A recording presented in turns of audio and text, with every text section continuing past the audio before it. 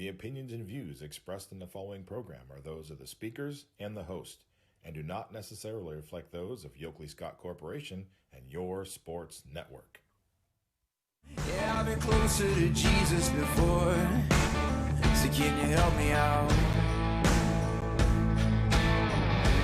Oh, can you help me out? Am I on my own? Am I on my own? Or can you help me out? Am I on my own? Am I on my own? Or can you help me out? Can you help me out? I've been scared to look in my soul.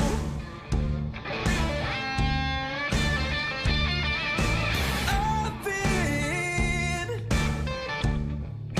afraid I would follow alone.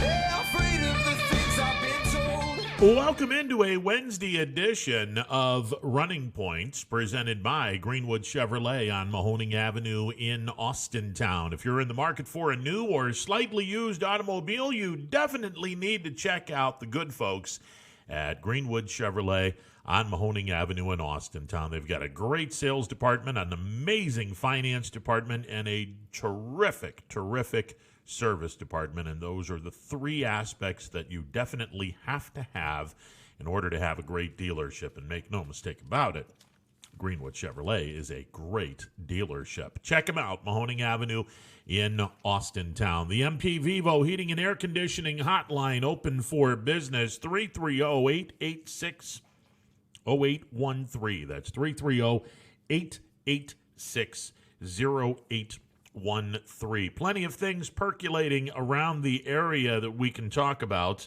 The Boardman Spartans yesterday, in a special meeting with the school board, came up with a brand new football coach. And here's an interesting thing, and Boardman doesn't do this very often. They hired someone outside the Boardman family. Kudos to the Spartan Nation for doing this. You know, Boardman has, by and large, not all the time, but by and large, Boardman has always hired a Boardman-type person, someone who's either graduated from Boardman, went to Boardman, somehow affiliated with Boardman. 99 times out of 100, Boardman has always kept the coaching positions in the Boardman family. They went outside the family, and I think they got a good one. Seth Antrim is the next head coach of the Boardman Spartans. This was a meeting that took place yesterday. Antrim graduated from Crestview back in 2002. He was the quarterback, and I believe he started at wide receiver and then became quarterback toward his senior year, but he graduated in 2002. He had been in North Carolina for a few years prior to coming back to the Valley. He was in Jacksonville, North Carolina, which is near the ocean, if I'm not mistaken. He was working with the quarterbacks and receivers for about 7 years. He was volunteering his services with Youngstown State University a few years back. Last year, he was the offensive coordinator for the Cheney Cowboys. So congratulations to Seth Antrim. And congratulations to the Boardman Spartans for doing something that we normally don't see out of Boardman. You hired someone outside the Boardman family. That's a good hire. That's a very good hire. He's a up and coming coach, and I believe that he'll do a really nice job in Boardman. Now, listen. I know everyone loves to see the spread offense and get everyone spread out and, throw the ball and no huddle and all this other stuff. Listen, the secret sauce has been and will always be the uglies up front. Boardman has always had a very big and very aggressive type of an offensive line. And while everyone wants to, you got to get into the 21st century, you got to throw the ball and then throw the ball to set up the run. No. Listen, I'm not saying that you run the ball in 3 yards and a cloud of dust, or in these days, 3 yards and a bunch of pebbles. Those little black pebbles that come off the turf, being that everyone is now playing on the turf, or pretty much everyone's playing on the turf. No, it's a combination of both, but make no mistake about it. The bread and butter of the Boardman Spartans starts with the 5 uglies up front that are averaging about 280, 290. You get an insanely large offensive line year in, year out, and those boys up front are big, nasty, and physical. So you hand the ball off to the running back, and you set the run up to set the pass, and then start going to town with passing the ball. But no, make no mistake about it. This is a good hire for the Boardman Spartans, and again, kudos to Spartan Nation for thinking outside the box and doing something that they normally, historically, they rarely go outside the Boardman family. They did in this case. Congratulations to them. Champion also named a new head football coach. Tom Conrad will be the new head football coach at Champion. There's still some toys in that closet. Listen, Champion had a nice year this past year. They unfortunately were not able to go into the tournaments because of COVID. But this is a team that, beginning of the year, they beat Crestview in a driving rainstorm in a mosh pit in Crestview, or in Champion. But look, they had a good year. They had a solid year, and there's some kids coming back on that team. So it's not a bad situation at all. So 2 schools have hired their coaches, and I believe now there's only 3 or 4 coaching jobs that are available. The biggest one, no disrespect to anybody else, the biggest one is Poland. And we'll find out who gets the Poland gig. This is going to be interesting, to say the least, what Poland does in the near future, in terms of what they are going to do with the coaching job over at Poland High School. Speaking of Poland, congratulations to the Struthers Wildcats. They knocked off the Poland Bulldogs last night pretty easily, I might add, 66-38. The Wildcats continuing to do their thing.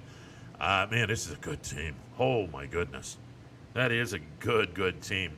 A game last night that I had, Liberty Leopards playing in just their 3rd game of the campaign.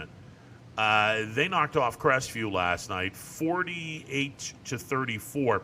The big story in this game was the play of Omarion Dawson, excuse me.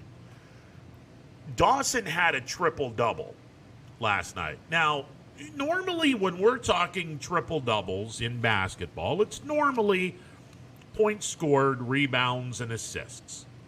Normally that's where the triple-double comes into play. Not so last night. Now, keep in mind, Omarion Dawson is 6'3", maybe 6'4". He and Drake Golden are about the same size. Dawson might be a half an inch, maybe an inch taller than Drake, and Drake is supposed to be 6'3". This kid played because of his long, very long arms. He's got a long reach. So, in essence, he's probably playing more like someone who's 6'8", maybe 6'9".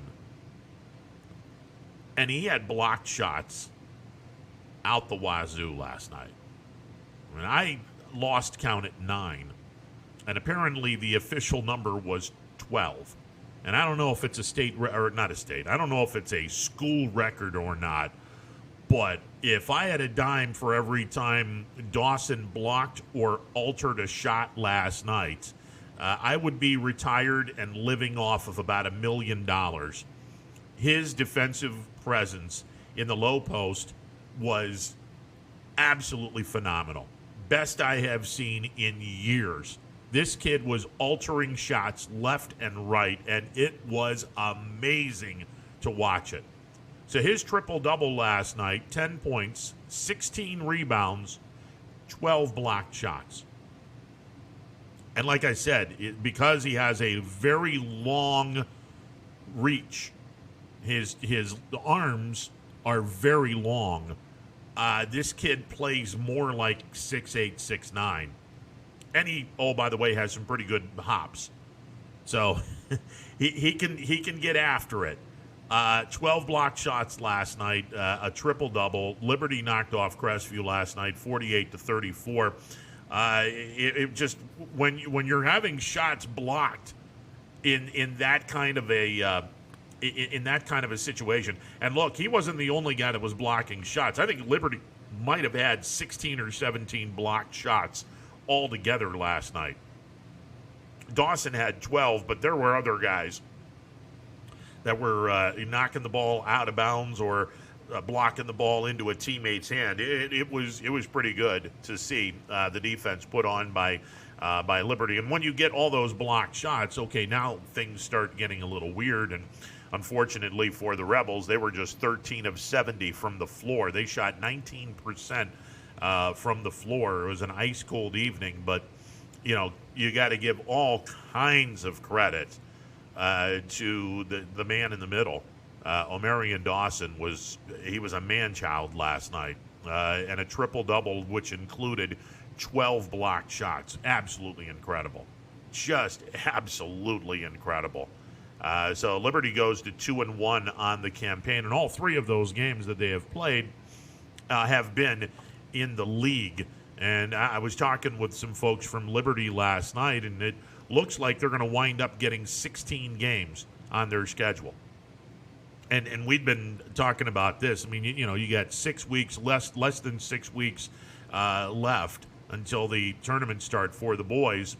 If you can get your hands on 15 to 18 games, if you're a Trumbull County school, you're in pretty good shape going into the tournament. 18 would be ideal, but for Liberty, they're looking at getting 16 games in, all 12 of the league games and about 4 non-conference games. And if that's the case, look, 16 games will be more than enough to get them ready for the postseason. And this is a team that I'll be curious to see what they do the rest of the year. But last night, oh my, were they playing some really good defense. Just incredible defense. McDonald knocked off Springfield in a matchup that I think a lot of people were looking forward to seeing even before COVID hit and cost the Trumbull County schools practically the month of December. I think a lot of folks were looking forward to seeing this matchup, and it lived up to the hype. McDonald knocked off Springfield 65-62 last night. McDonald was down 5 in the end of the third quarter. They outscored Springfield 21-13 in the fourth and final stanza, and they wind up winning the ball game 65-62. Mike Culp had 9 of his 21 points in the fourth quarter, as the Blue Devils are now 3-0 in the Mahoning Valley Athletic Conference Scarlet tier. They're 7-0 overall. So McDonald's done a really nice job of getting back into getting back those games. Now, obviously, here we are, January the 13th. As we mentioned, you're about 5 weeks and change away from the start of the tournaments. Could McDonald get their 22 games in? You'd probably have to go 3 games a week. Look, I mean, if they get their league games in, and right now they've played 3 of their 7 games have been league games. If they play their league games, that's 11 more games. Okay, so assuming they get all their league games in, now you're talking about an 18-game regular season. That's all you need. And essentially, that's all you need. Now, if you can bump it to 20 or complete the 22 games, that's fantastic. But, you know, and we've been talking about this. Look, if you get to 22, but you get to 22 by burning your kids out, that's not a good thing come tournament time. So that's why, you know, 15 to 18 games. Get your league games done and get a few non-conference games. And if you can get 15 to 18, maybe 20 games, you're gold. You're good to go. You're good to go. Mineral Ridge knocked off Sebring in overtime last night. Another overtime game in Beloit. Boy, these two just went at it. West Branch and Salem, a typical Eastern Buckeye Conference contest, a lot of physicality. We mentioned this last week. One of the reasons why teams out of the EBC, the Eastern Buckeye Conference, one of the reasons why you don't get a lot of tournament success in this league is because this league is a very physical league.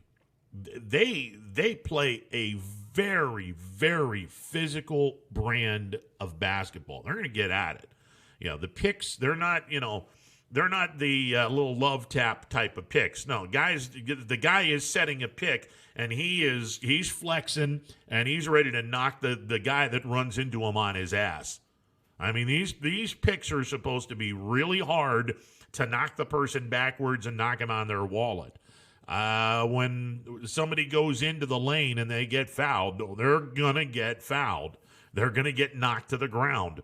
It is a very physical league. Well, here's the backstory of this. When you get into the tournaments and you have officials that didn't officiate any Eastern Buckeye Conference games, now all of a sudden that physical type of play that you have in your conference, it doesn't equate to the regular style of basketball that the majority of folks in the Mahoning Valley play.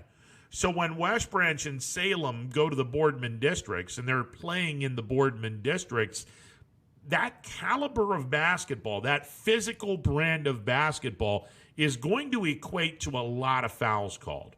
Unless you have an official that has officiated games in the Eastern Buckeye Conference, most referees are going to look at this and go, oh, yeah, well, we're going to call a tight game, and that's going to spell doom for all of these schools because, let's be honest, not everyone plays the same caliber physical type of game that they play in the Eastern Buckeye Conference. And that's one of the reasons why the EBC doesn't get a lot of teams that go as far as perhaps they should. And that's something that it's a very interesting situation. Look, West Branch is 9-3 overall, and I think Salem is 8-4. Both teams are playing really good basketball right now. Now, in the second half, if now we can't play as physical in the tournament, so you guys are going to have to back off a little bit.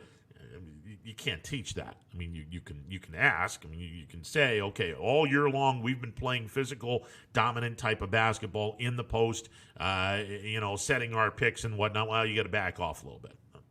It's not going to happen. You play the way you're supposed. You play the way you've been taught to play. You play the kind of basketball that you're used to seeing. Both of these teams, by the way. You want to talk two sleepers in Division II, both of these teams in the southern tip of Mahoning County. Keep an eye on both of these teams.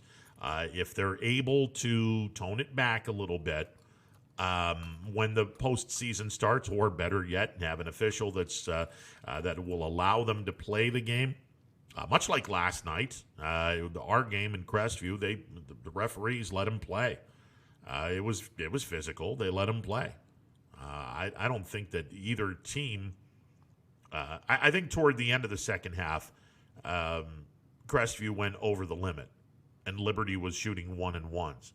I mean, Liberty only shot 3 free throws the whole game, and Crestview shot 9 free throws the whole game. Neither team was over the limit. At least Crestview might have gone over the limit in the second half, but neither team was anywhere remotely close to going over the foul limit of 7 fouls in one half. I mean, I think both of them combined weren't even 7. The officials just let them play. So if you can get some officials to, let a West Branch or a Salem play their physical type of basketball, okay, they have a shot. But both of these teams, oh my God, both of these teams are going to be a lot of fun to watch in the tournament.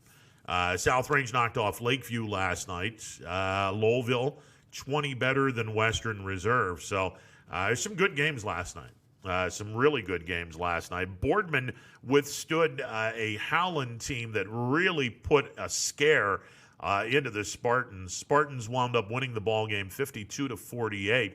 Ursuline, they've played an awful lot of basketball. Harding is just getting started. And we've made mention of this. Look, there's going to be some teams in Trumbull County, unfortunately, that they're not going to get off to great starts.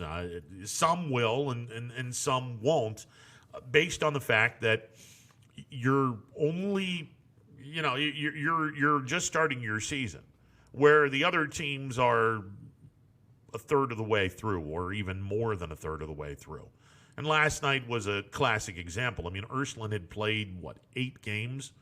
Harding had played 1 or 2. It's advantage Ursuline.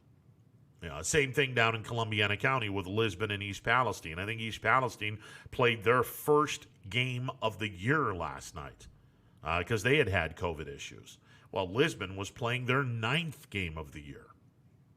Now, obviously, that's a huge difference. And then when you throw into the fact that Lisbon was beaten last night by Heartland Christian, and they were angry, this wasn't going to have a good ending for East Palestine, and Lisbon wound up beating them 66-26. But again, Palestine is playing just their first game of the season. Now, Palestine will probably play the entire EOAC, which is 14 games. Are they going to have enough to play a couple of non-conference games? We would hope. Again, if you can get within 15 to 18 games, somewhere in that vicinity, minimum, 15 to 18 games, somewhere around there, you're good to go for the postseason. You're good to go. The worst thing that you want to do is, we're going to make up all these games and we're going to, we're going to go 4 games a week. I mean, look. You want to play 4 games in 1 week, that's fine. 4 games a week for the next 5 weeks? No, that's absurd. Now you're just burning your kids out. If you want to, do it in 1 week, but let's be honest. I mean, if you're just starting out, experience is the best teacher. Okay, I'll schedule 4 games in a week. Let me go, Tuesday, Wednesday, Friday, Saturday. And then have a practice on Monday, have a practice on Thursday. The Monday practice gets you ready for the Tuesday and Wednesday game. The Thursday practice gets you ready for the Friday and Saturday game. All right, the next week maybe you go Tuesday, Friday. The following week maybe you're going Tuesday, Friday, Saturday, and then 2 games the rest of the time period. Just as long as you're getting your league games in. That's at the end of the day, those things matter. I mean, it's in basketball, where everyone is in the tournaments, and maybe I'm wrong on this, and I'd love to hear someone's opinion. You can give me a shout on the MP Vivo Heating and Air Conditioning hotline at 330-886-0813. In basketball or any other sport not named football, this is just my opinion. In every sport not named football, to me, the league championship means a hell of a lot more. And I say that because, okay, you have everybody going to the tournament. This isn't one of those, you're invited because you're a really good team. Everybody gets the invitation to play in every sport except football. If you got a horrible volleyball team or a great volleyball team, horrible soccer team or a great soccer team, horrible basketball team or a great basketball team, horrible softball or baseball team or a great softball or baseball team, and in between on all of those sports, you're invited to the playoffs. So a league championship, it means a little bit more.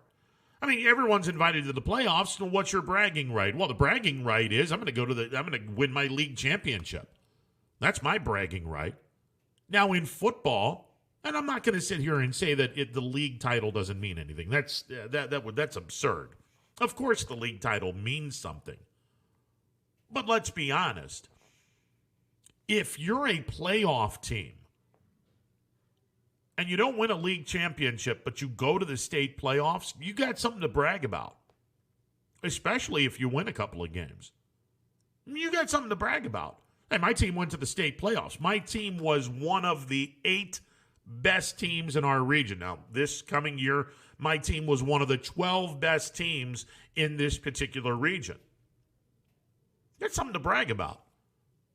Now, I think everyone can assume if you go to the playoffs, it's kind of like assuming you're going to be a pretty good team in your league. Now, it's not, you don't take the complete jump into the land of assumption by saying, oh, hey, your team went to the playoffs. Wow, hell, you won your league title apparently. No, that's not necessarily the case. I mean, there could be other teams in your conference that won or that went to the playoffs. So that's taking a leap into the land of assumption, which is something that you shouldn't do. But it's pretty much established if you have earned your way to the playoffs, you've pretty much had a really good year. Whether you win the league or not, well, okay, I don't know about that, but you've had a pretty good year win-loss wise. Or you've beaten a couple of teams that gave you a tremendous amount of computer points that got you into the top 8, or in this year's case, top 12. Any other sport, here's the only bragging right you have before the playoffs, before the tournament. Here's the only bragging right you have. Did you win your league title? Well, if you did, you got bragging rights. Now, for some schools, I'll say it, my alma mater, we haven't seen 500 in a month of Sundays in basketball. Boys basketball. Girls basketball has been pretty good. Boys basketball, we haven't seen a 500 record in a month of Sundays. You get us over 500, we can brag about that. Okay, we're getting better. We're getting a whole lot better. Now we're ready to compete. Now we're ready to make that next step to go into league contention. But for some programs that, year in, year out, they're doing their thing. Hey, look, before you get into the tournaments, if you win a league championship, that's bragging stuff right there. And I don't care what sport you're in, outside of football. If you win your league championship in a world in which everybody is invited in the state of Ohio to a tournament, that league championship is bragging rights. Now, football is different, as I mentioned, because, well, not everyone goes into the playoffs. Not everybody is going to have that luxury. In previous years, it was the top 8 teams. In my day, it was the top 2 teams in each region. You want to talk about really tough to get into. My junior year, Leetonia went 9-1. We didn't sniff the playoffs. We finished a distant third. A distant third. Now, had they beaten United, lost the game 7-3, they might have been able to make up the gap and finish second and go to the state playoffs. Might have. No, that was back in the stupid days of, we're only going to do the top 2 in each region. Really, guys? Come on. And then they went top 4. That's not bad. Top 4. I actually prefer top 4 in each region. To be honest with you, I prefer the top 4 in each region because you have a lot of blowouts when you expand it to 8. Lord knows you are going to have a ridiculous amount of mercy rule games when we go to 12. Yeah, I will tell you right now, you are going to have a ridiculous amount of mercy rule games. Now, the thing that will be hopefully make it less annoying is the top 4 seeds are going to have the first week off. And 1 will play the winner of 8 versus 9. 2 will play the winner of 7 versus 10. 3 will play the winner of 6 versus 11. 4 will play the winner of 5 versus 12.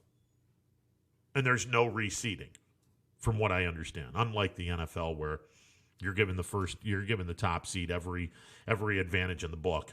There is no reseeding in the playoffs. There hasn't been up until now. There's never been reseeding in the playoffs. Hopefully, the OHSAA will not reseed. But again, in football, not everyone goes to the playoffs. So obviously, a league championship, I mean, it's great, but it's not bragging rights. The bragging right is my team went to the playoffs. And it's assumed that if your team went to the playoffs, A, they're pretty good, and B, they've won a lot of games. So you add A and B up, and sometimes it equals league championship, and other times, not so much. But for my money, in basketball, where everyone is going to a tournament game, whether you're 22-0, 0-22, or somewhere in between, winning the league championship is the bragging right for a team going into the tournament. And it's a little bit more of a swagger type of thing outside of football. All right, 330-886-0813, the MP Vivo Heating and Air Conditioning Hotline open for business. YSU football, looks like we have lost a home game. Indiana State is saying no thank you to spring football. So that is one less team on the schedule for Youngstown State. Indiana State is saying no to spring football, so they are out in terms of their football season. And the Missouri Valley Athletic Conference is now one less team. And for the Penguins, it is now one less opponent, and unfortunately, one less home game for the Penguins. And that kind of sucks. I'll be honest with you. That's not good news. And if it were a road game, okay. I mean, that's great. I mean, that's one less place for Hannon and Steve Leslie to go to, assuming that they're going to be going to the games. Hell, I don't know. Maybe these guys are going to be broadcasting the games from a studio somewhere where you're not going to be able to take the trip and you're just going to broadcast the game from a closed circuit. I don't know. Hopefully, they're going to be allowed to broadcast the games on the road. You would hope. Of course, then again, Jim Donovan and Doug Deacon, they were broadcasting the Browns and Steelers game from the studios in Cleveland. They didn't go to the game in Pittsburgh. It's been a while since teams were able to do that. Let's go to the phone lines real quick. 330-886-0813. You're on the MP Vivo Heating and Air Conditioning Hotline. What's up? Good day to you, and Ronnie, and your vast internet listening audience. Mr. Football, sir, how are you today? Well, I suggest two things. I saw and I heard that the national championship game was the least watched national championship game in 5 years. Yes. And then the other one, on the other hand, the Browns-Steelers game was the most watched game on NBC and this year. Yeah, it was the most watched football game on the Peacock since the last time they had the Super Bowl. So kudos to NBC. Obviously, they had a huge audience for the Browns-Steelers game. And let me make a real quick prediction. That record will be short-lived because Saturday night, that Bills-Ravens game in Orchard Park will have a lot more viewers attached to it. And hats off to your team, Ronnie, coming back like they did, and us Browns fans. I mean, we have Baker, yes, but we'd much rather have had your quarterback than.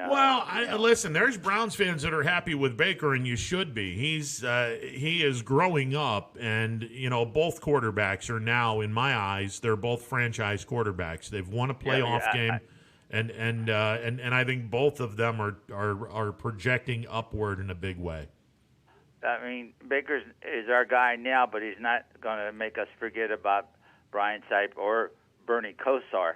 But down the road, if he continues his progress, he'll make us think that we do have a chance.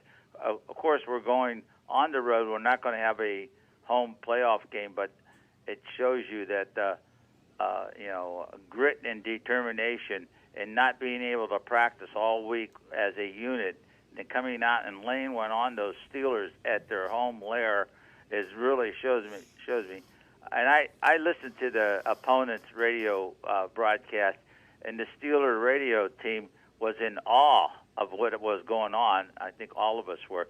And the way that the Browns were taking it to them, offense, defense, special teams, they were aghast, and they couldn't believe it themselves. It was hard for them to broadcast what they were seeing because of the domination of the Steelers. Well, the whole thing started when their center Marquise Pouncey snapped the ball right over Big Ben's head, and then Roethlisberger didn't even bother to try to go after the ball in terms of go down and get it, which I thought was very strange.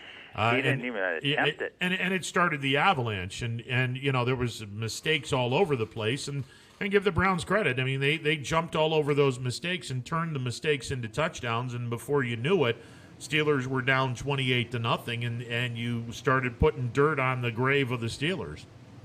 Do you think at $41 million a year, do you think Ben's coming back? Well, I think that, and I mentioned this on Monday. Look, he is never to be disrespected by anybody within the Steelers organization publicly. And I think that the Steelers have always been, or at least since 1970, they've been a very classy organization in that they don't air their dirty laundry very often, and they're not going to disrespect a Hall of Fame type of player, which is what Ben is. So I think publicly they're going to say the right things, but I got to believe that privately Tomlin will have a conversation with Ben saying, look, we'd like to go in another direction. We're never going to say anything bad about you, but if you can just basically raise the white flag on your career and call it a career so we can move on, that would be great. Now, if they decide not to do that and Ben decides to come back and the Steelers say, hey, we're going to try to make one more year of this, okay. One thing that I would suggest, the knuckleheads that have been talking and still talking, and Chase Claypool apparently didn't learn anything when he was at Notre Dame, shut the hell up. Your team got their ass kicked. You probably shouldn't be saying anything. Take the loss and move on and learn from it. Tomlin needs to basically tell his players, grow up, quit being a bunch of whiny bitches, and start playing football the way the Pittsburgh Steelers normally play the game, and stop acting like scorned people that are going to have all kinds of problems because a team beat you on the field. Accept the loss. Don't say anything stupid, and move on with your life. There was a quote by, I know their Steeler coach put a end to Juju Smith-Schuster dancing on the logo, because every time he danced, the team he danced on the logo come back and smacked him and beat him. And what he said this time, because they were playing at home and there was no dancing on the Steelers logo, but he did say, when the one Cub reporter asked him, what do you think about these Browns? He goes, the Browns, those are those Browns. They're the same Browns. They do what they do. Yeah. It just, and then he got done. Yeah, I mean, it was right out of the book of Clemson and right out of the book of Dabo Sweeney. I mean, why are you poking an angry bear? Why are you even giving another team bulletin board material? Go about your business, shut your pie hole, and play your game. If you don't win, shut your pie hole, accept the loss, and move on. Don't say anything after you get beat, because now you look like an idiot. Getting back to the Buckeyes game, I think that, and you saw it as those your more astute listeners out there in internet land, that they saw when the Buckeyes quarterback got drilled, whether it was a bad hit, a good hit, whatever, hard tackle, when he got drilled, he did not recover it. If you remember the play where he broke loose and he was heading for a touchdown, he didn't have it. Usually you see him pull away from the defensive backs. He pulled up. He didn't have the speed, and I think it was from that hard hit in the Clemson game. Well, even though the Buckeyes won the game, I think that hit lingered. Yeah, it could have, but I mean, let's be honest. Alabama's kids are by and large really fast, and I mean that could have been a combination of both. I mean, Bama has some very, very fast kids in the secondary, and I think it was a combination of both. But and Ronnie, do you think who come up with the defensive plan to play 15 and 20 yards off the Heisman Trophy? You name it, whatever award there was. Alabama swept all the top awards, the Outland Trophy winner, the Remington Trophy winner, who didn't even play. All the awards that the Doak Walker, the Maxwell, the Heisman, who come up with the idea, we're going to play 20 yards off of Smith and let him run free through the secondary. And when you had Tough Borland, a linebacker, trying to cover him, who blew that call? Yeah, it was a stupid idea. I mean, let's be honest. I mean, it's right up there with when Peppers was in Cleveland, and the knuckleheads had them 20 yards back. Well, we're doing this for a reason. You're stupid. Is that the reason? Look, it's you don't. Florida played right up on Smith, and they challenged them at the line. Sometimes putting two guys on. Yeah, I mean that's what you do. I mean, not all the time, but you don't give an elite receiver like that 20 yards of cushion. My God, he's going to destroy you, and that's exactly what happened. What he did to the Buckeyes.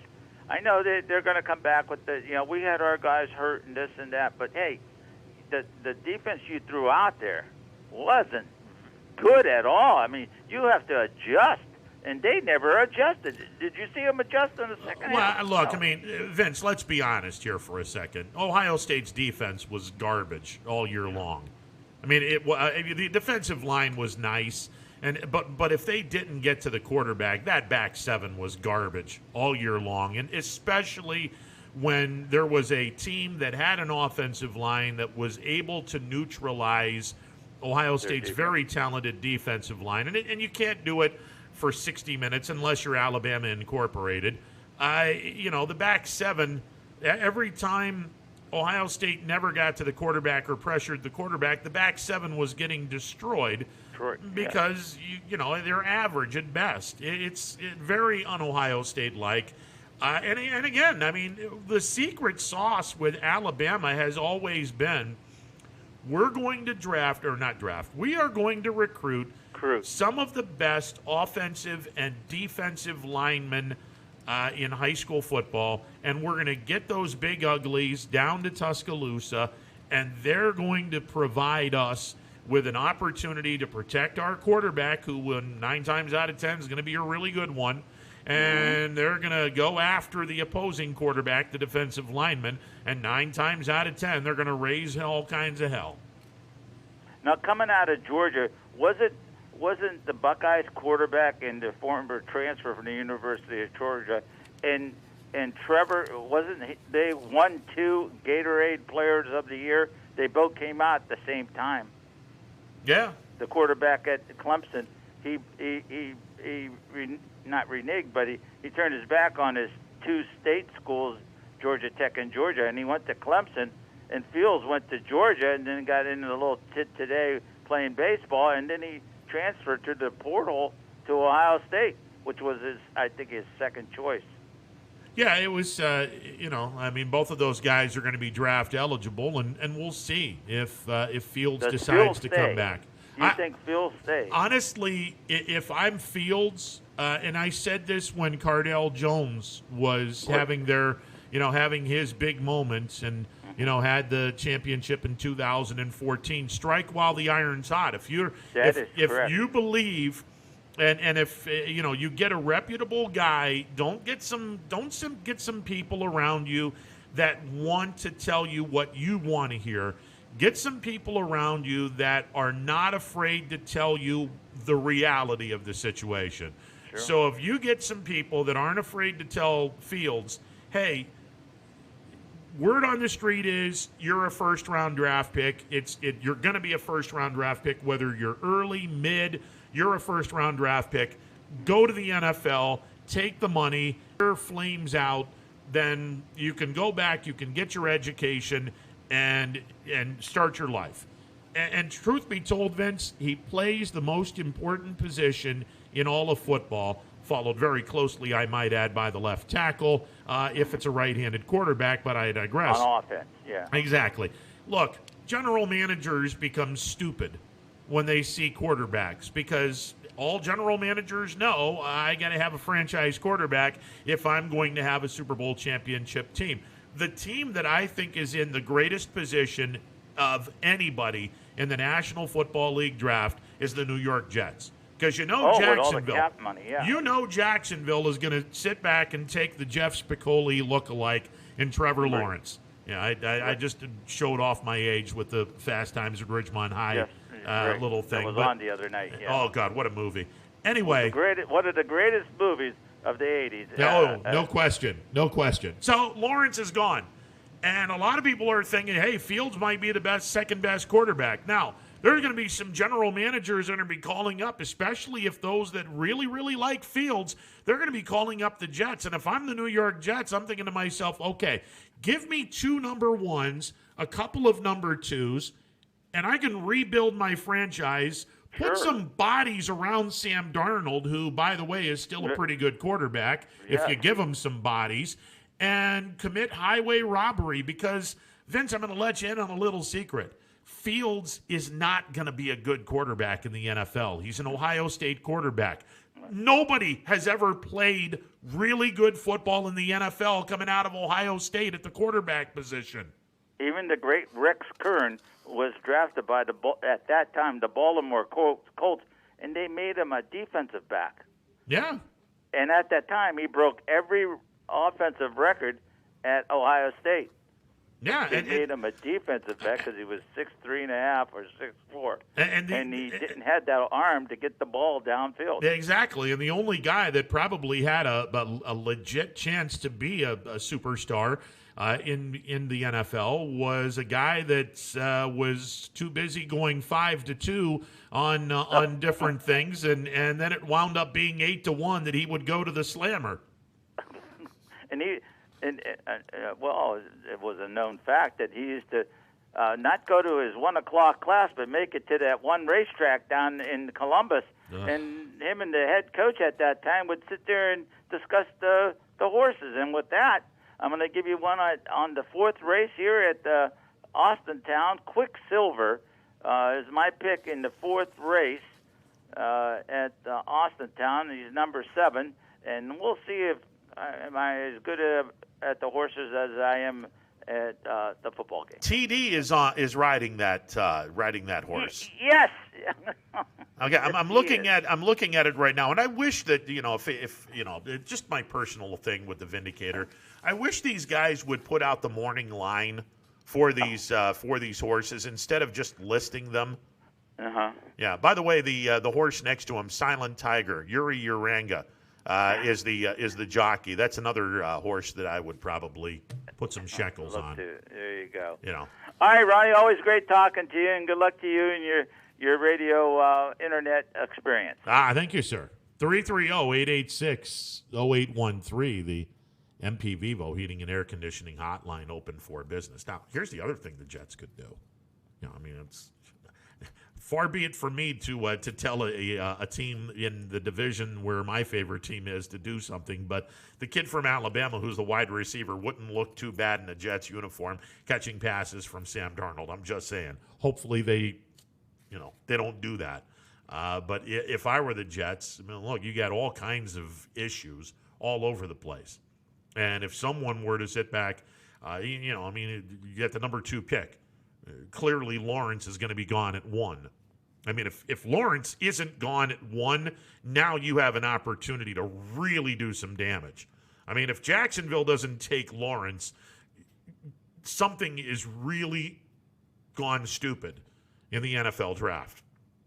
Because if Lawrence is still there at number 2, the New York Jets probably take Lawrence, trade Darnold, and do whatever. But if I'm the New York Jets, I'm not looking for just one piece. I'm going to sit back and tout the praises of Fields and say, hey, man, national championship game. Well, he was injured. Look at what he did prior to the game. Hell, look what he did against Clemson. Man, that's the best quarterback available. And I would really talk this guy up, knowing full well that if somebody drinks that Kool-Aid, the Jets could get multiple first and multiple second-round draft picks and rebuild their franchise like that, assuming, of course, they have people that understand what it takes to evaluate talent, which, who knows, maybe they don't.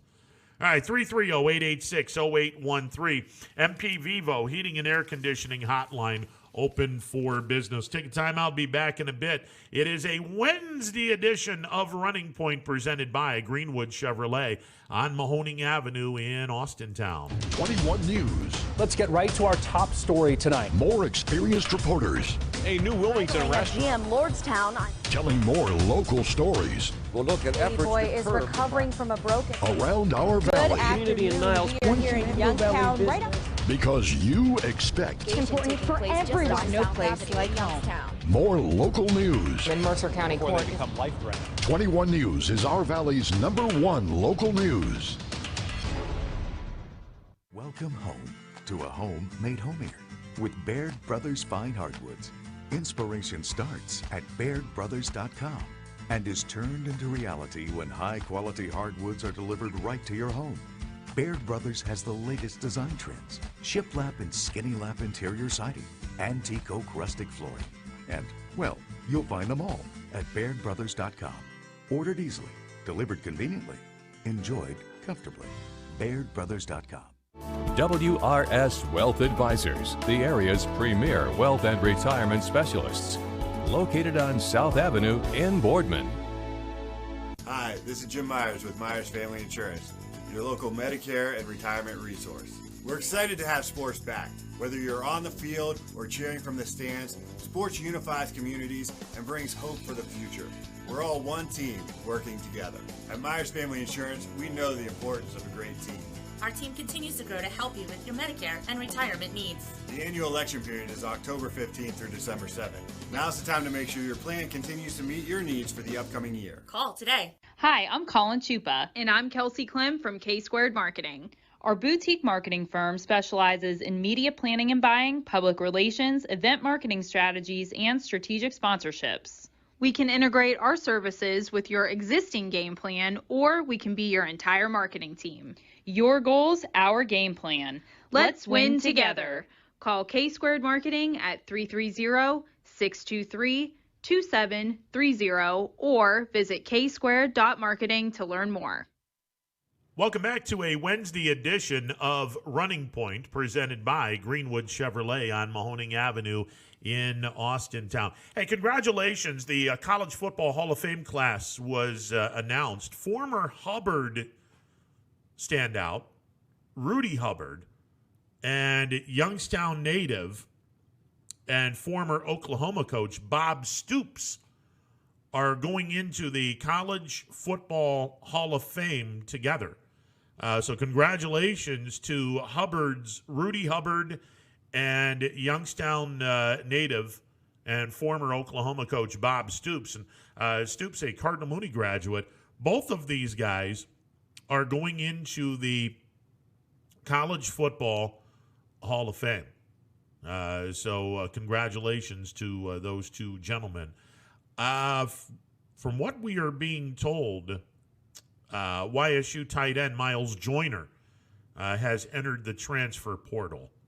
And we'll see what happens there as it looks like Miles Joyner is going to be transferring out of Youngstown State University.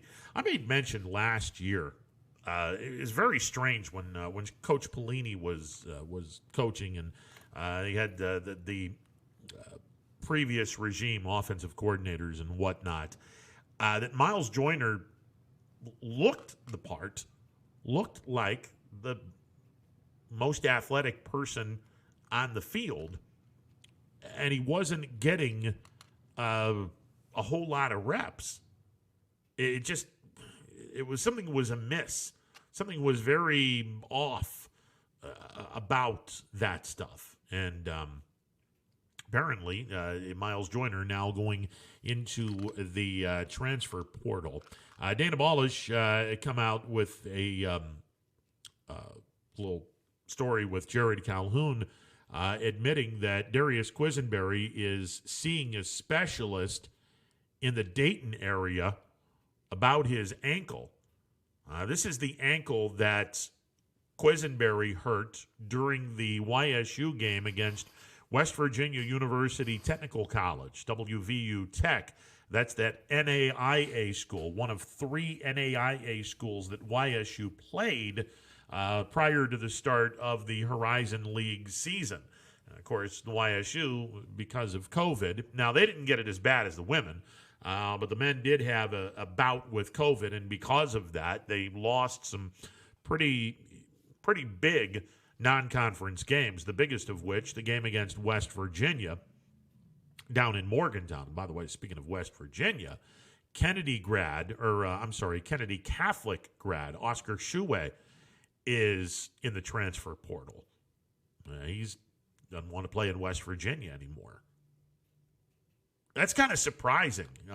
Saw him play last year against the Penguins. He and Harding grad Derek Culver, both prominent members last year of the West Virginia basketball team. And apparently Oscar decided, don't want to play in West Virginia, so he's in the transfer portal. And, you know, that transfer portal, we've talked a little bit about this. In the COVID era in which players are being recruited, you know, out of high school, and it will probably start to see this occur even more frequently in the next year or two, where kids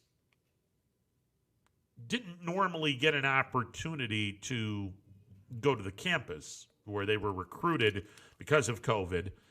They're recruited via Zoom or via online stuff, and they weren't able to go in person because of COVID. Now, I don't think that was the case with Oscar, but Oscar Shuey leaving Morgantown, it's still a pretty decent-sized loss for West Virginia, but it made me think that in the next couple of years, the transfer portal is going to be even larger because of the fact that, you know, kids in the class of 2021, kids in the class of 2020, kids in the class of 2022, you're not going to be seeing a lot of kids that were able to go to a campus and look at everything and you know, take their visits.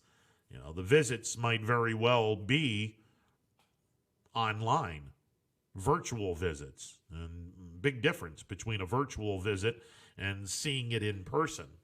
And you know, I think that the transfer portal is certainly something that is going to be very interesting, to say the least. I think it's going to be something that we'll definitely keep an eye on, but. You know, YSU men's basketball coach Jared Calhoun saying that Darius Quisenberry is, in fact, seeing a specialist in the Dayton area about his ankle. That's troublesome. You know, that ankle, if it continues to wreak havoc on DQ's basketball abilities and forces him to miss significant time, well, clearly the Penguins playing without one of their go-to guys, that's a tough pill to swallow. And it certainly pulls YSU back a little bit. Not that they would be, a team that would be way off, but it would certainly pull the reins back a little bit. Hopefully we'll get something with Rob Schmidt when we have him on at 2 o'clock today, and we'll talk a little bit about this. But, you know, hopefully whoever the specialist is, they're going to be able to figure out what's going on and get Darius on the court healthy as soon as possible. All right, we'll take a timeout. On the other side, we'll continue to take your phone calls on the MP Vivo Heating and Air Conditioning Hotline, 330-886-0813. That's 330-886-0813. It's a Wednesday edition of Running Point presented by Greenwood Chevrolet on Mahoning Avenue in Austintown. Back in a bit. Baird Brothers remains your source for fine hardwood products. For the time being, we're open for customer pickup only on weekdays, 9 a.m. to 4 p.m., and Saturday from 9 a.m. till noon. Place your order online at BairdBrothers.com. Baird Brothers, for the place you love. Quality, customer service, and integrity. Those are the 4 words that have driven our success since 1957 at Joe Dickey Electric. Joe Dickey Electric is one Mahoning Valley landmark business that stays current with the requirements of our customers. Family owned and managed, we are an electrical contractor and energy solutions provider. Every member of our team adds to his or her skill set through ongoing training. Residential, commercial, industrial, automotive, and more. We keep ahead of the needs of our customers with a fleet of more than 50 vehicles and 24/7 emergency service, so you're never left in the dark. The 4M Company, being an architect and construction manager for over 40 years, has had the opportunity to use many different electrical businesses for our projects. The depth, quality, and knowledge and attention to detail displayed by Dickey Electric makes them stand out above all the rest. For state-of-the-art expertise and a timeless commitment to our customers, contact Joe Dickey Electric. We are everything electrical. I went to Greenwood Chevrolet because I was really interested in looking at the tracks. Because I wanted my dream truck. Because I've been going there for 20 years. I think whenever we go there, whatever car we're looking for, they have tremendous inventory. If you're looking for people who care about you, Greenwood is the place to go. You know, it's like family there. The girls know me in service. It's Miss Kim in the Tahoe. I'm really happy that I went to Greenwood Chevrolet. Because they really went the extra mile for me. Now we're going the extra mile for you, only at Greenwood Chevrolet. Local teams are heating up the hardwoods, and you can keep up with all the action on and off the court with Five Guys Hoop News all season long on 21 Sports.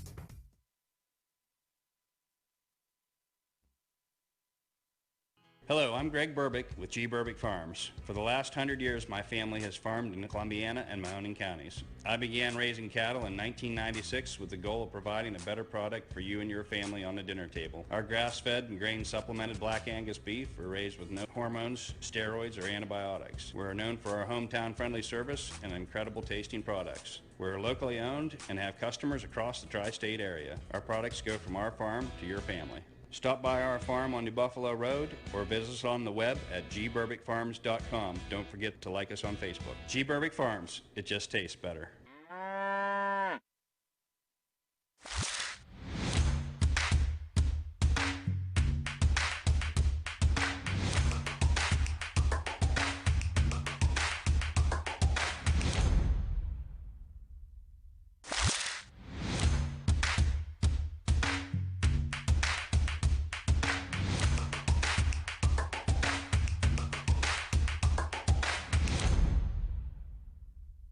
Hi, this is Tommy Clem, owner of WRS Insurance Solutions. WRS Insurance Solutions is a local independent agency that specializes in life, Medicare, long-term care, and disability products. Call us at 330-953-3722 or visit us at wrsinsurancesolutions.com to learn more. Good luck to all the student athletes in the Valley. Right now is a great time to get more for your trade-in at Tri-State Ford and drive home in a new or pre-owned vehicle. Choose from our great selection of new Ford models or pre-owned vehicles. Plus, get the Tri-State Ford Advantage, including a 10-year, 200,000-mile warranty and more. At Tri-State Ford, we'll pay you top dollar for your trade, but you don't have to purchase one of ours to sell us yours. Customer focus, community driven. Tri-State Ford East Liverpool or visit tristateford.net. Welcome back to a Wednesday edition of Running Point, presented by Greenwood Chevrolet on Mahoning Avenue in Austintown. The MP Vivo Heating and Air Conditioning Hotline open for business, 330-886-0813. That's 330-886-0813. 0813 with you till 3 o'clock, at which time DJ and the boys will take you through the 3 o'clock hour with Power Hour. An impressive performance last night at the field house, the Struthers field house, by the Struthers Wildcats, as they were able to knock off Poland last night by the final score of 66-38. This is a Struthers team that's continuing to really run roughshod over just about everyone in the area. And again, Division II is going to be all kinds of fun. Now, good question is, which district are we going to be seeing running up against the Boardman district? And when we had the Vindicator and Tribune Chronicle sports editor, Doug Chapin, on yesterday, he alluded to the fact that in the fall, the soccer and the volleyball two districts that were smashed into one supersized district, they all came north. It was all of them were north and not to the west. So if that's the case, then we will probably be looking at, without any question, the girls and boys Division IV tournaments for the Mahoning and Columbiana County schools, and then they'll merge with the tournaments held for the Trumbull County schools and maybe the Portage County schools that are in there as well. Division IV, Division III, and D2 and D1 would be, okay, we'll merge the Boardman district and the, I'm going to assume Canton district or Alliance district in Division I, and we'll merge them with the next district to the north. Well, if that's the case, then Division II would not have Akron, St. Vincent, St. Mary in the other division with Struthers and Cheney and Poland and West Branch and Ursuline and Salem, and that's already a stacked Division II district without the other district to the north of Boardman. This is already a stacked district. We made mention, Struthers knocking off Poland last night. Canfield is in this district. West Branch beat Salem last night in overtime. West Branch is 9-3. Quakers are 8-4. Both of those teams are going to be sneaky good. Ursuline is going to be sneaky good, and they knocked off Harding last night up in, or I should say, in Youngstown. They knocked them off last night. Now, Harding playing in just their fourth game, you pretty much guarantee you that Harding will get their games in, and they'll be a stronger team when we get the Division I tournaments kicking off in about 5.5 weeks. I'll be curious to see which district we're talking about for Division II as well as Division I. We made mention yesterday the AP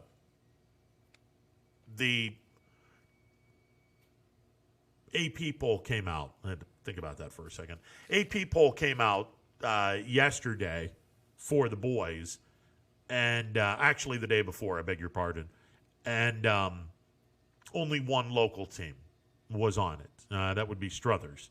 And they were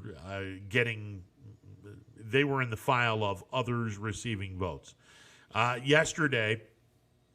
yesterday afternoon after the program, the AP poll came out for the girls. And again, like the guys, only one team is representing the area, and that's Poland. Poland is number 11 in Division II. So they're the 11th ranked team in Division II, and we'll see if the area gets a little bit more respect. And we've made mention about this. Only way you get respect is if you do your job in the district and regional tournaments and get some representation deep into the regional tournaments. And in the last 4 years, the area has done a much better job, both in boys hoops and girls hoops. They've done a much, much better job, but beating the, quote, out-of-town teams. Because you have the outside the YSN family, the out-of-town teams, you'll play them in a sectional tournament. Not very often, but, every once in a while. There's going to be some games that are going to be played in the sectional tournament featuring a local team. YSN family aside, local teams, Trumbull, Mahoning, Columbiana counties. You'll have one of those teams taking on a team outside of the three-county area. And in the past, I want to say I've kept the records up the last 3 or 4 years, and I think it's 4. And in the past, even the sectional tournaments were very difficult for the boys and the girls. I think 4 years ago, the boys and girls were below 500 in their games against outside opponents. And again, the outside opponent I consider to be any team outside of Trumbull, Mahoning, or Columbiana counties if we go geographically north to south. And 4 years ago, even sectionals were below 500. Districts were worse. Regionals were far worse. And then 3 years ago, both the guys and the girls got to 500. I think the girls were a little bit better, a little over 500. But then they struggled in the districts and really, really struggled in the regionals. And then 2 years ago, the girls got better in the districts. The guys still below 500. The girls were above 500 in the districts. The girls struggled a little bit, but were better in the regionals. The guys were still not good in the regionals. And then last year, both the boys and the girls were above 500 in the sectionals, above 500 in the districts. And we'll never know what the guys were going to be like in the regionals because, well, you only had one regional game played, and McDonald was beaten in their regional game. Cheney was supposed to play in their regional game, and I think a couple of other teams were supposed to be playing, and they never got around to playing it. The girls actually finished above 500 in the regionals. And West Branch got to the actually, they were 500, I beg your pardon, in the regionals. And here comes West Branch in the Final Four, and everyone knows what happens. 16 minutes before the start of the game, or at least 16 minutes on the warm-up clock, and the teams were escorted off the courts, and that's when all hell broke loose in terms of the COVID becoming a very real thing affecting the sports landscape, at least scholastic sports landscape in the state of Ohio. And to a degree, it's still affecting the sports landscape, the scholastic sports landscape in the state of Ohio.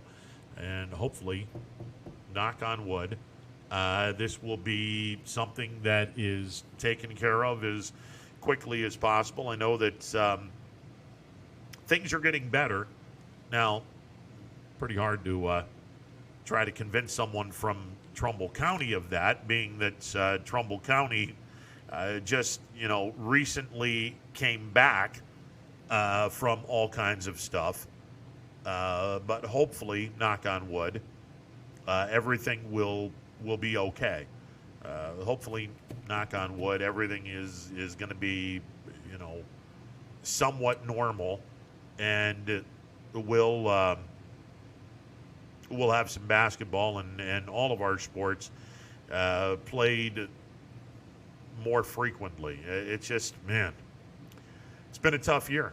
It's been a tough year. Now, kudos to everyone who had an opportunity to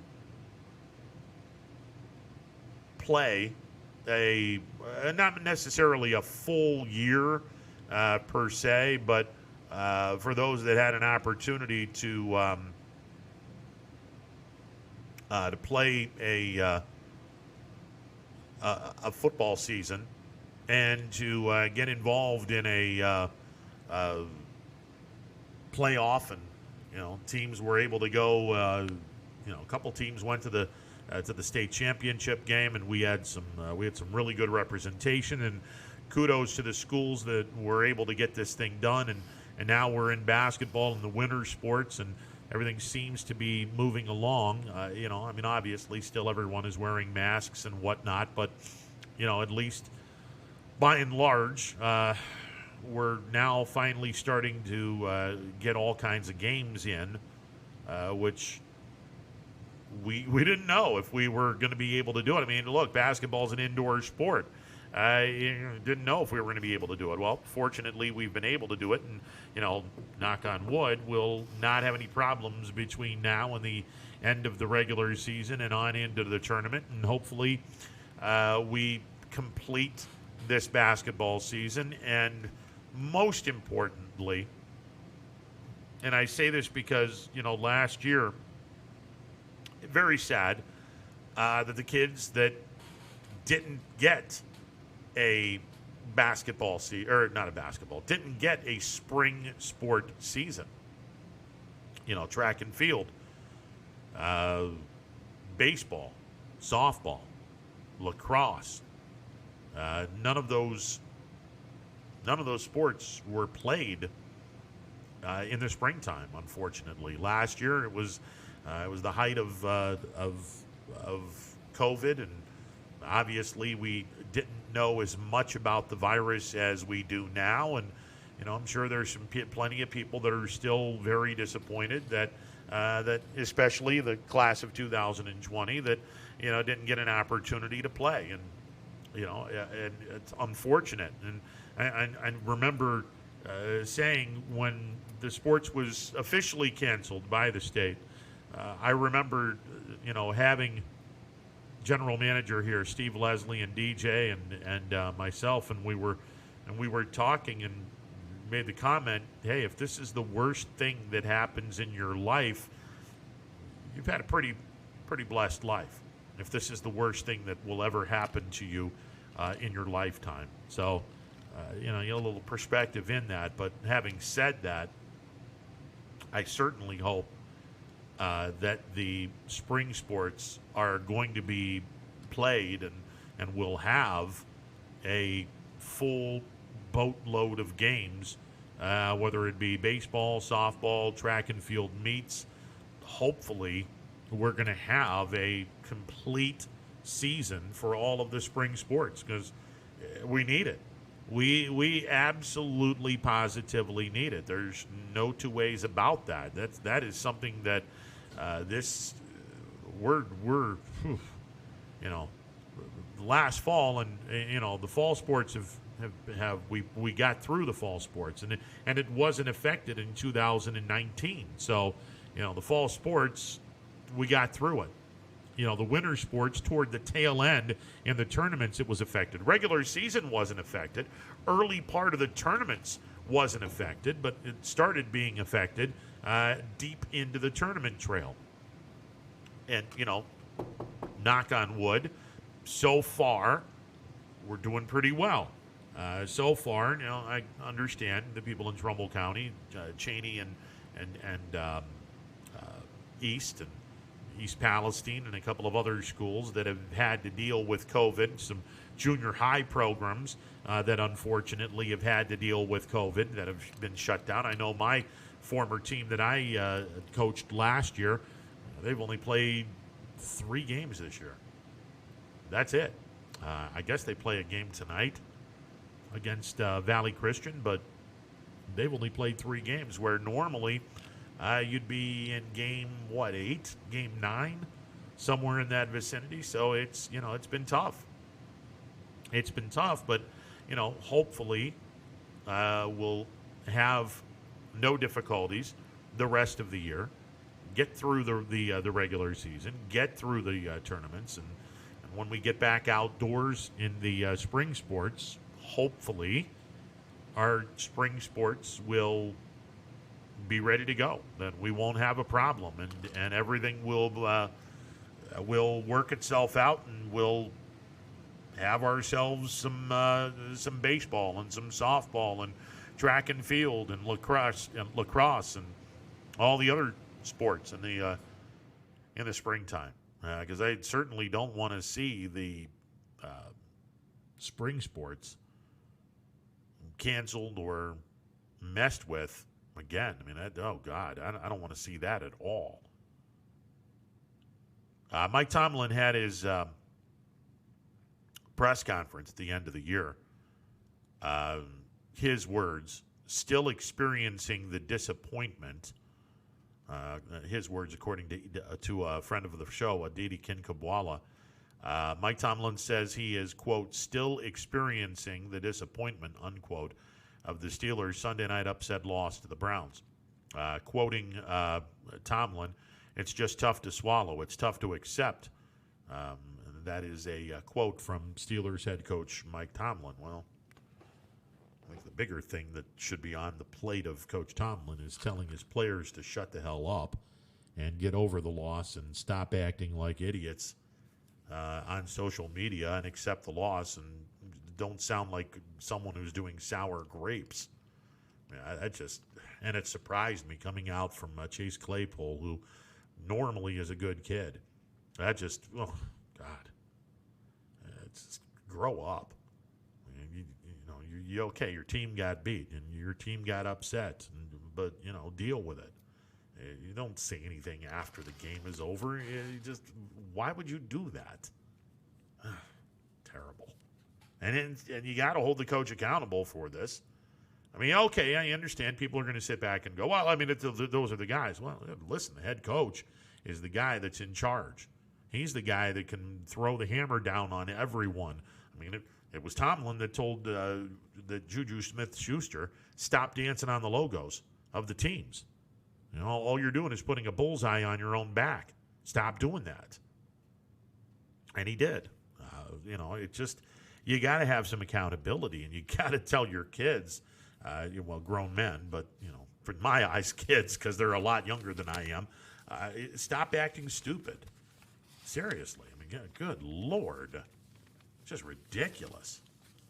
We've been talking some high school hoops, and again, congratulations to Struthers knocking off Poland last night.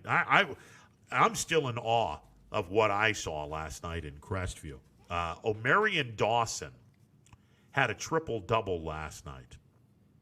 Now, normally when we're talking triple-double in any sport, or in basketball, when we're talking triple-double in basketball, it's normally points scored, rebounds, and assists. Now, you can also have a dubious triple-double, points, rebounds, turnovers. There's other statistics that you can use. Now, obviously, you're not going to get a triple-double involving fouls because 5 fouls and you're out of the game. And even if you get to the pros, 6 fouls and you're out of the game. Nowhere near 10. So the fouls aren't going to be a part of this. But there's plenty of numbers that can be used. Obviously, the most popular brand is points scored, rebounds, and assists. That normally encompasses a triple-double.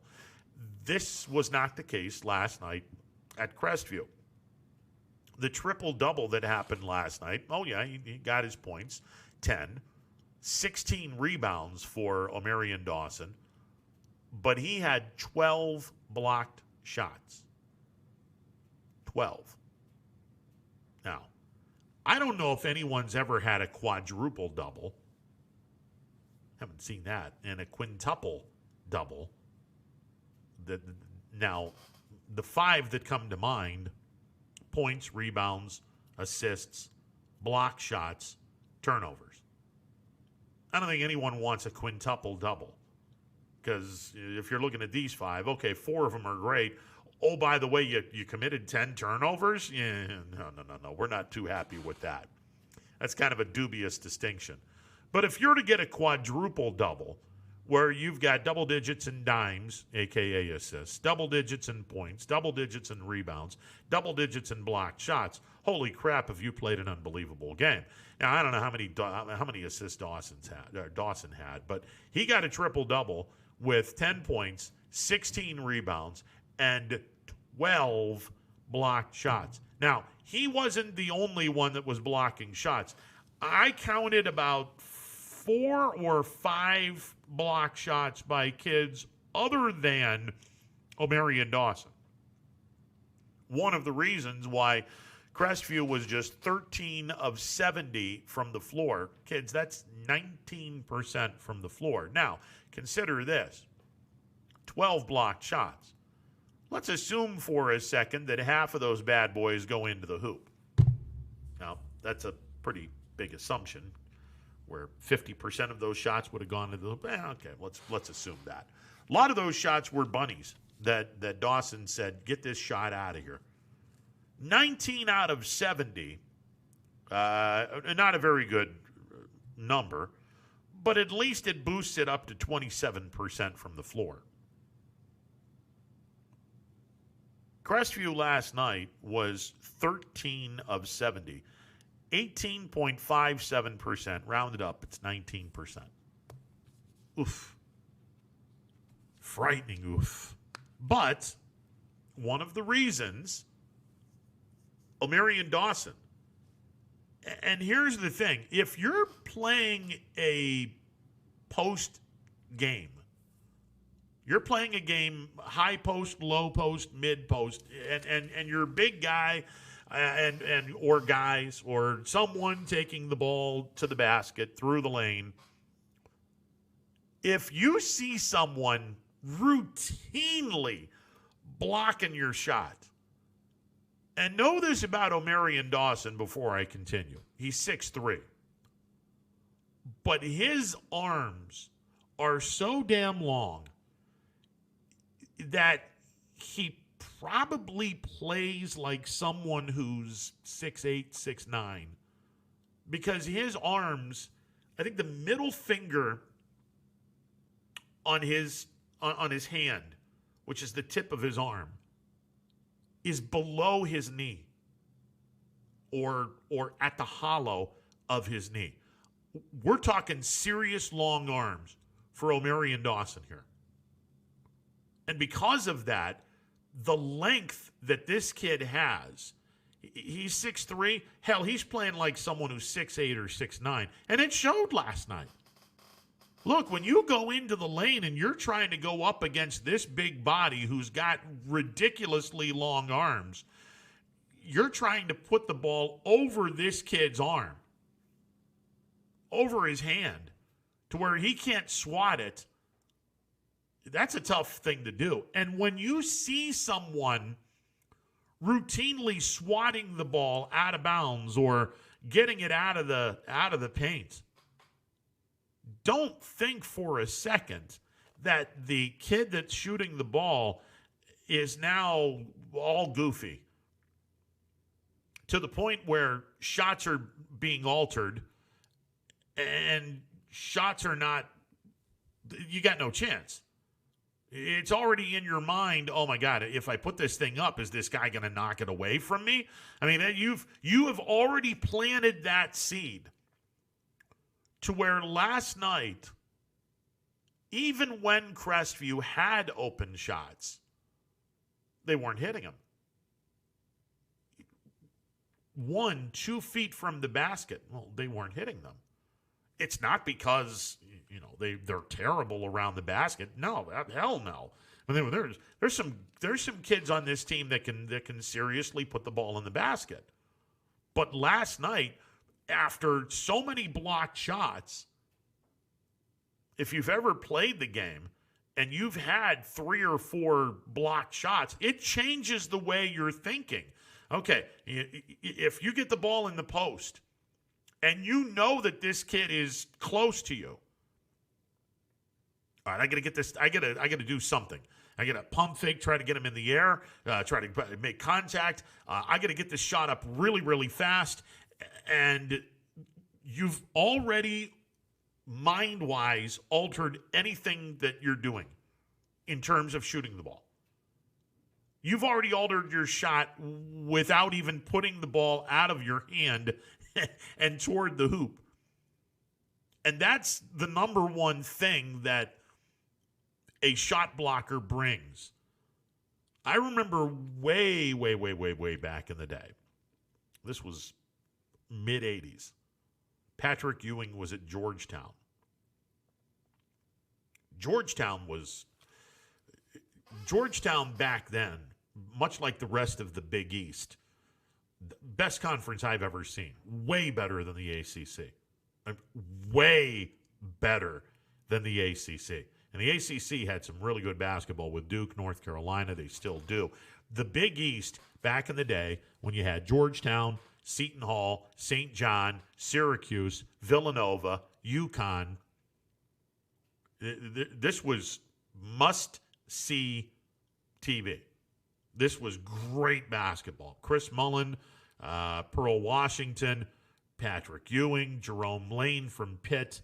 You had some kids from Villanova. Raleigh Massimino was coaching that team at the time. Seton Hall, you had, a couple of kids from Seton Hall. Louis Carnesecca and his ugly sweaters were coaching over at St. John's.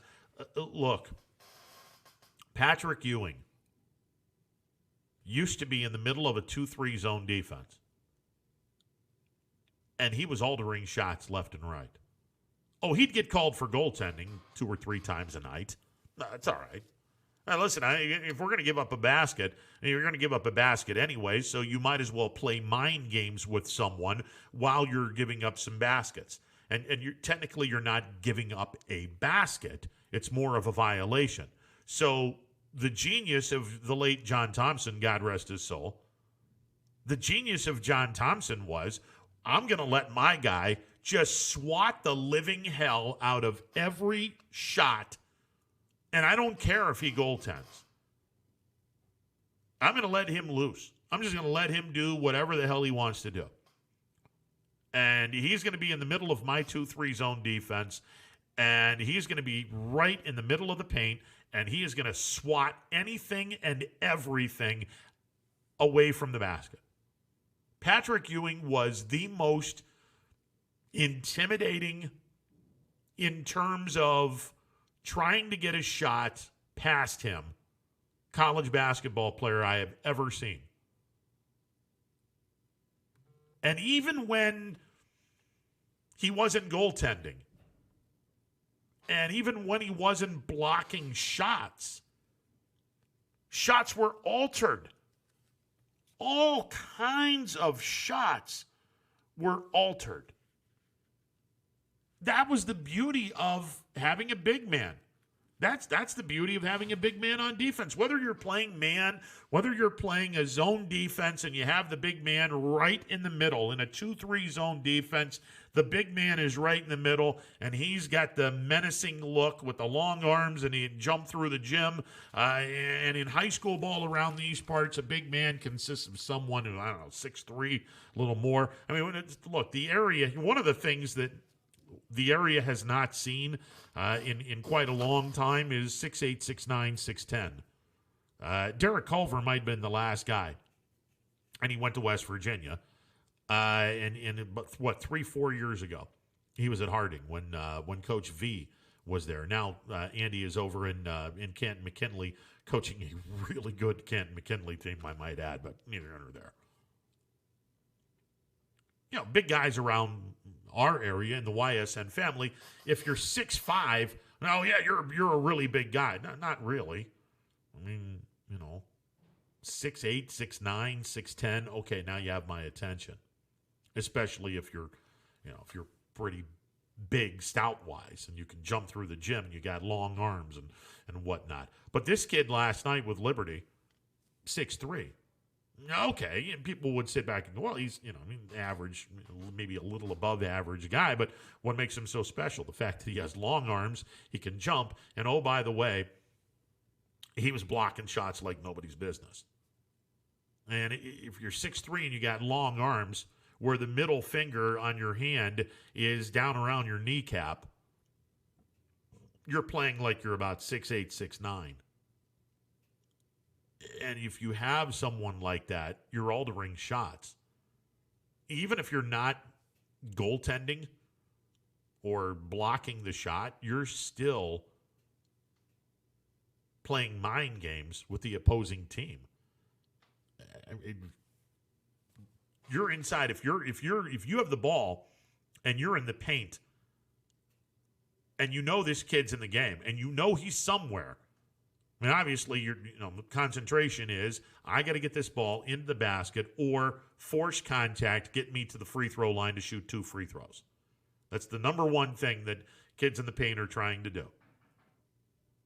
Well, if you don't see this kid, but you know he's on the floor, you sense his presence, you're going to try to get this ball up as fast as possible. And by doing so, you've already altered your shot. He has already altered your shot. And one of the reasons why Crestview was not a very good shooting team last night, 13 of 70, 12 blocked shots. Liberty's other kids had about 4 more blocked shots, so that's 16. So of the 57 missed shots last night, 15 or 16 were the result of a blocked shot. And the rest of them were the result of, I have to get this ball over the hands and outstretched arm of this kid that has been blocking everything that we've had all night long. You've already lost. You've already mind-numbed yourself into the ground, screwed yourself into the ground because you're trying to think of ways to try to get a ball past a guy that's got an arm way up in the air. That's what a defensive-oriented post-presence guy can do to an opposition's offense. And we saw it, oh, God, in living color last night in Crestview. And for the folks that went to the game, that was incredible. That was incredible. O'Marion Dawson's performance last night, one of the best performances defensively I have ever seen on a basketball floor involving a high school player. That was incredible performance. All right, we'll take a timeout. 330-886-0813. MP Vivo Heating and Air Conditioning Hotline, open for business. We're back in a bit. No matter what the weather, be prepared with a reliable, efficient Rude gas furnace or air conditioner from MP Vivo Heating and Air Conditioning. Call your energy-efficient expert, MP Vivo, today for a free estimate. Here at MP Vivo, we rely on Rude, and so should you. Myers Family Insurance knows the importance of a great team. Our team continues to grow to help you with your Medicare and retirement needs. The annual election period is October 15th through December 7th. Now's the time to make sure your plan continues to meet your needs for the upcoming year. Call today. High-res Futurecast shows steady snow for the next few hours. Still just downright cold. It is bitter out there. Several strong bands of lake effect snow. Wind is kind of the big story today as well. So if you need a more detailed winter forecast on WFMJ.com and the Storm Tracker 21 app.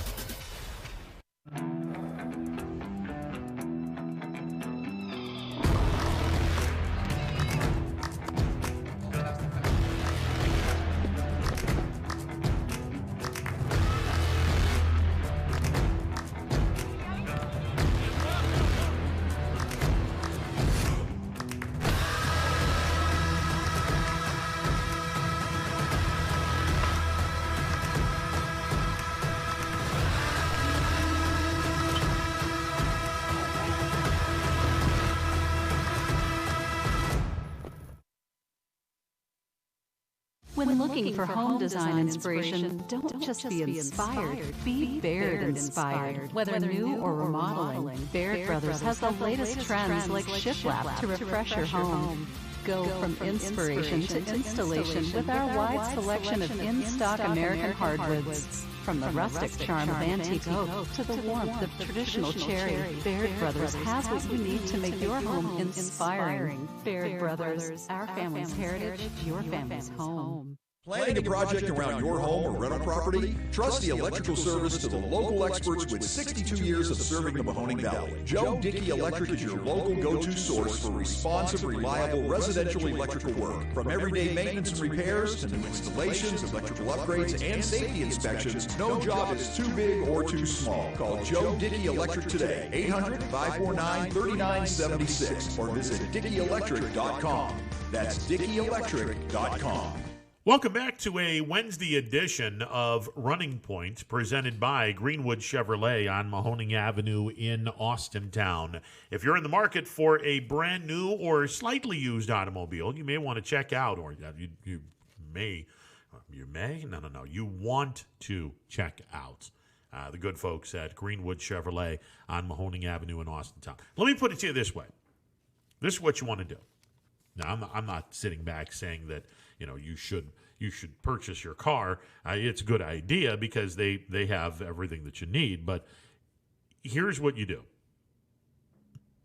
And everyone loves to shop for their cars. It's just like anything else in life.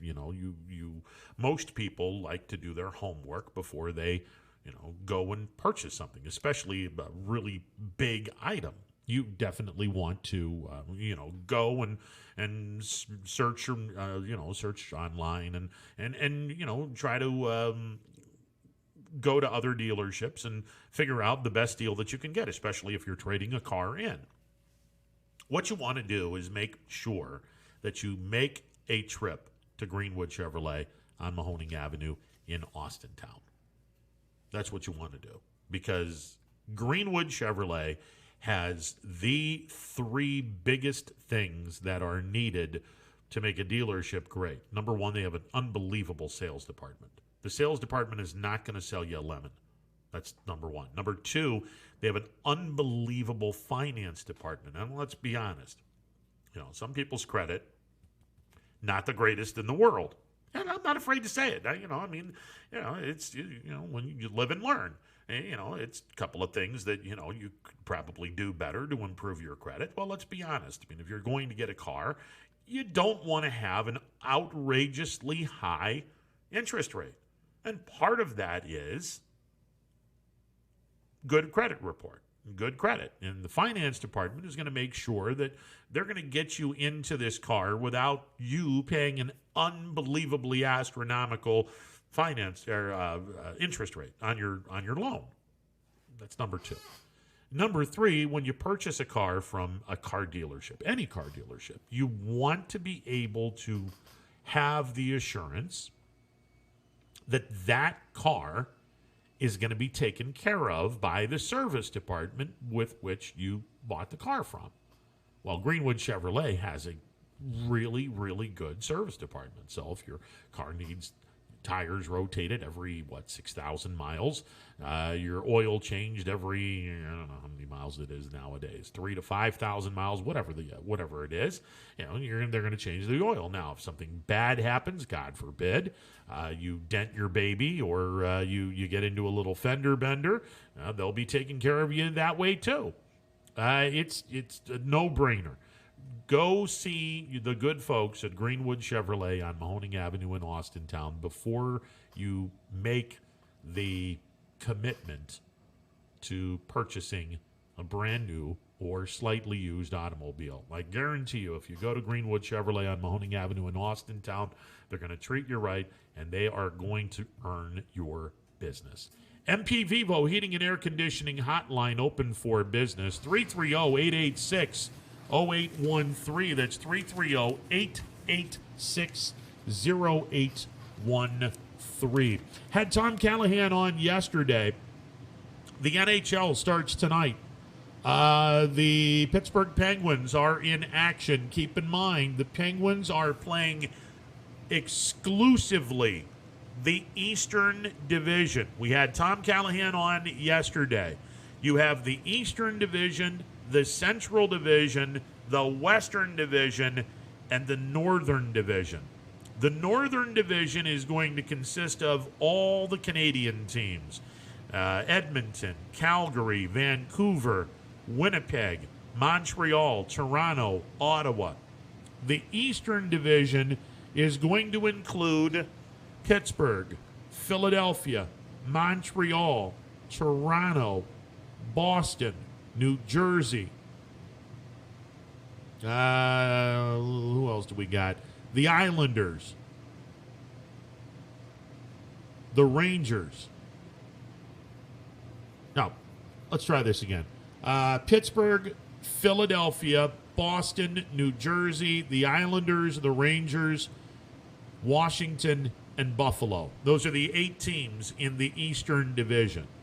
Montreal, Toronto, they're in the Northern Division with the Canadian teams. And then in the Central Division, you've got Chicago, Tampa Bay, you have Carolina, Detroit, Columbus, Nashville, and you have Dallas and Florida. And then out west, you have St. Louis, Colorado. You have San Jose, Arizona, Anaheim, Vegas, Minnesota, and Los Angeles. So you have 8 teams in the West, 8 teams in the Central, 8 teams in the East, and 7 teams in the North. Seattle next year will be playing hockey. They'll be the 32nd team in the NHL. Anyway, the Penguins are in action tonight. They'll be skating against the Philadelphia Flyers. That game is scheduled to start at 5:30. By the way, no fans in the stands. I think there's 3 NHL cities that are going to have fans in the stands.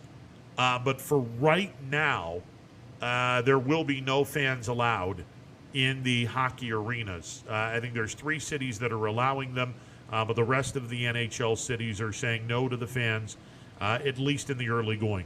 So Pittsburgh will be skating against Philadelphia tonight at 5:30. We had our hockey guru on, Tom Callahan. Keep in mind, playoffs are going to be, oh my God, the playoffs are going to be so much fun. You're going to have 4 teams in each division. 1 plays 4, 2 plays 3, best of 7. And then the 2 winners will face off in the Eastern Division Championship. And then ultimately, you're going to have the winner out of the East, the winner out of the Central, the winner out of the West, and the winner out of the North. And those are going to be your final 4 teams in the National Hockey League playoffs. And then the seeding is going to be, all right, which of these 4 teams accumulated the most points? They'll be the number 1 seed, and they'll play the number 4.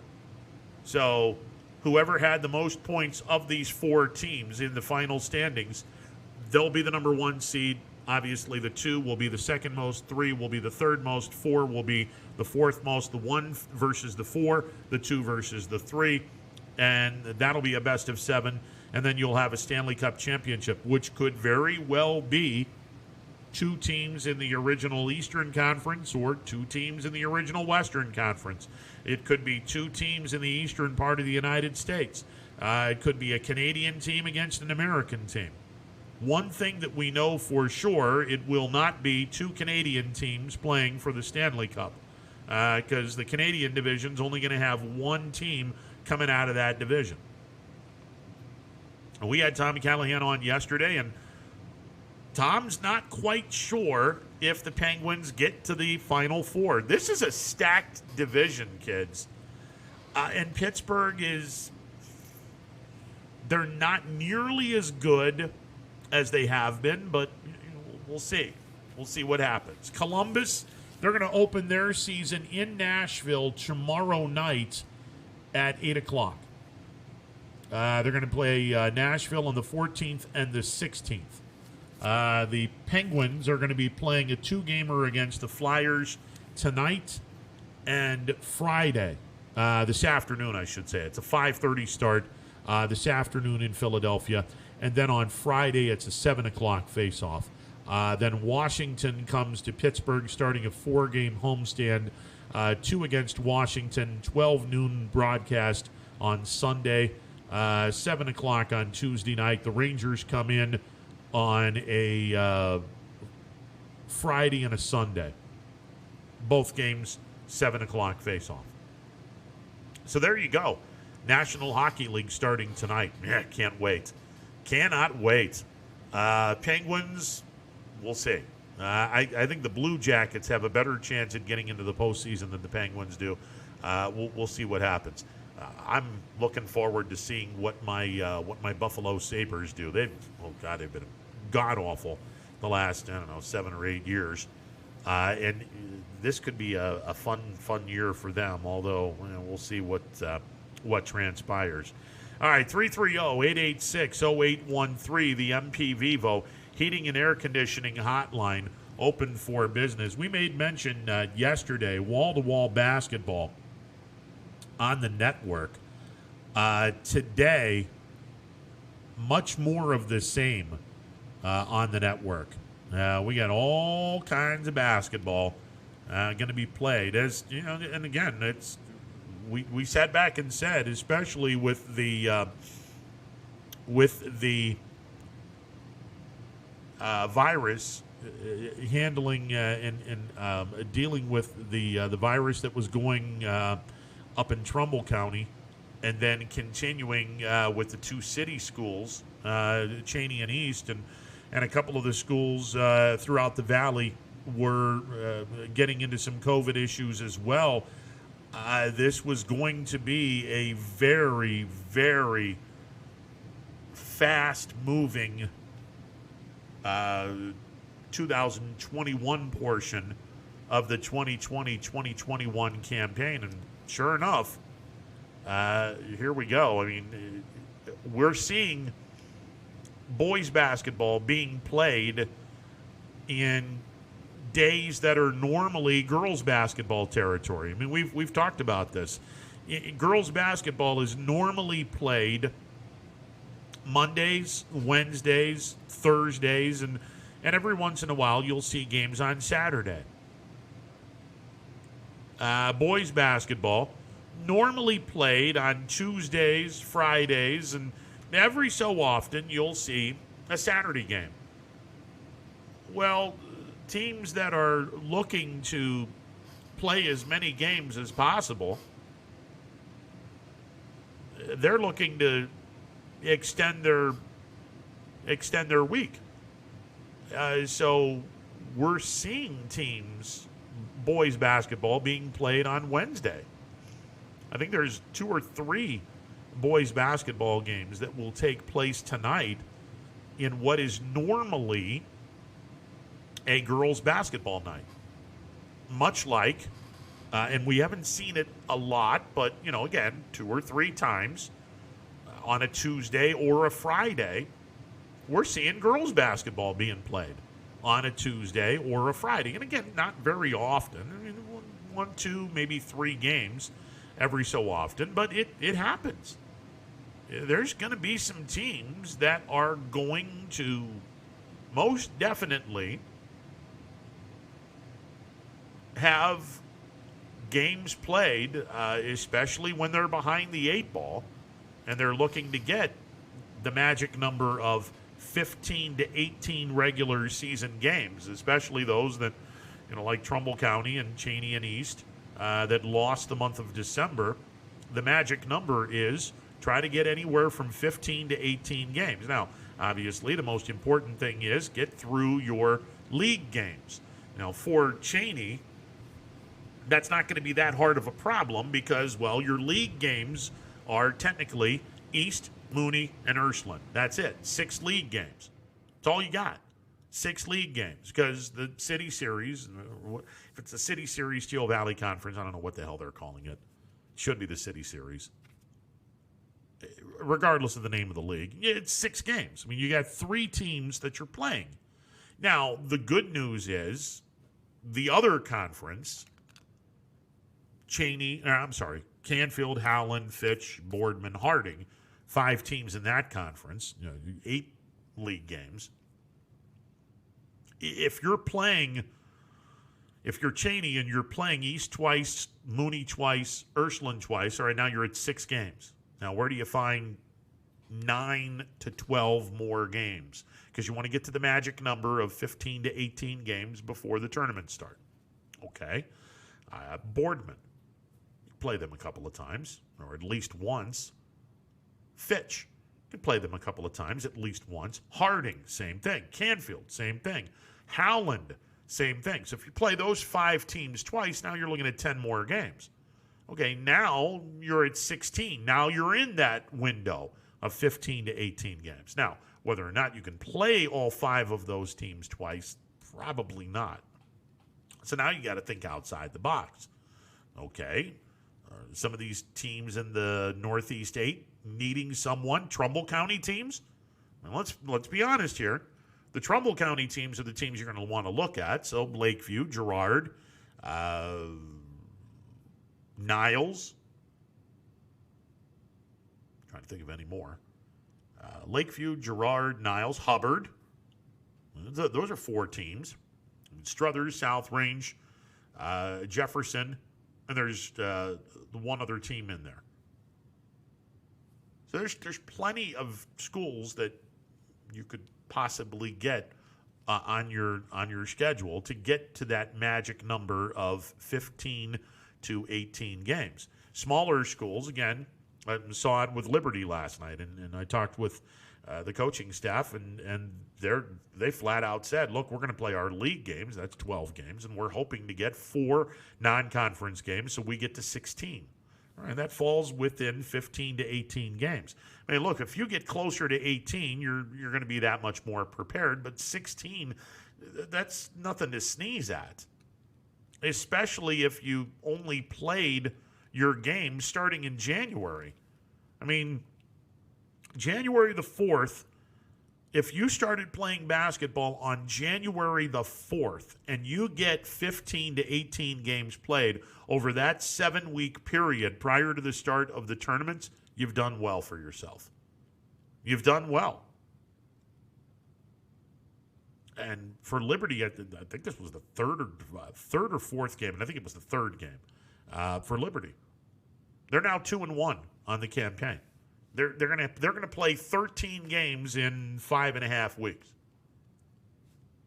They can do it. They just get through the rest of your league. And by the way, that's gonna be a tough league.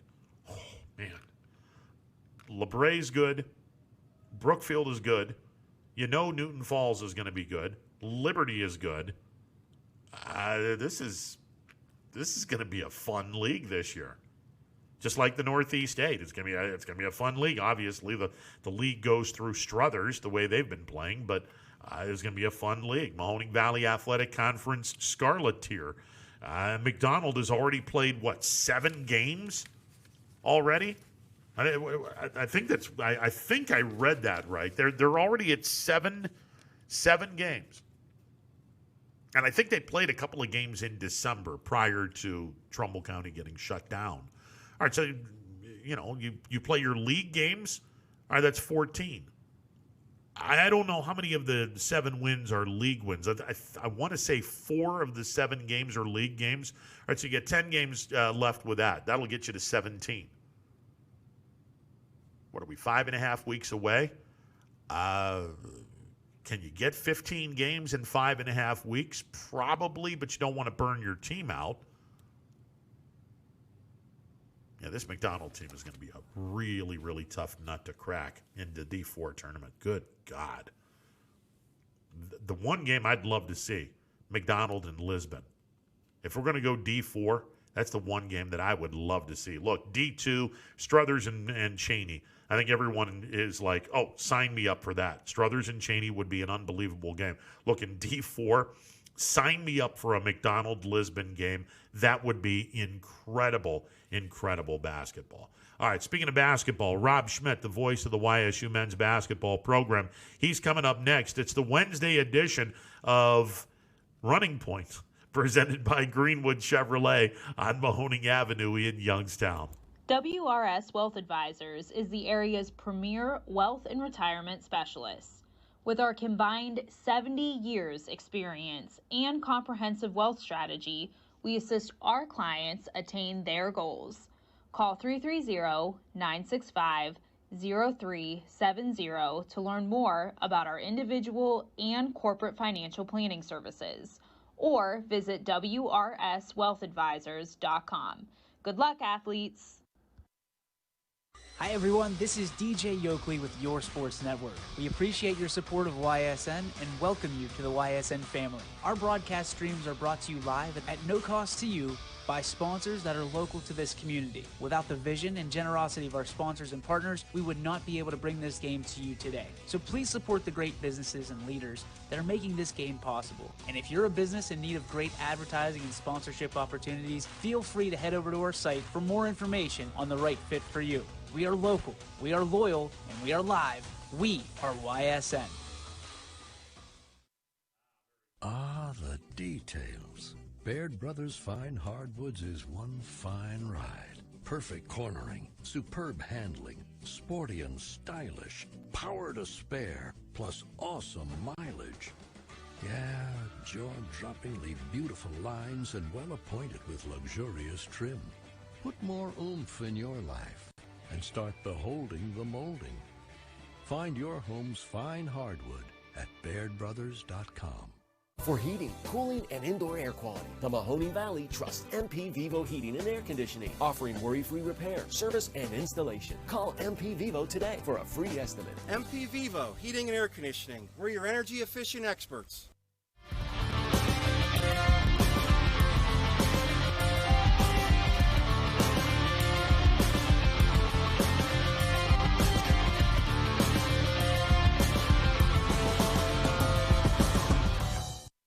Welcome back to a Wednesday edition of Running Point presented by Greenwood Chevrolet on Mahoning Avenue in Austintown. It's 2 o'clock. It's Wednesday.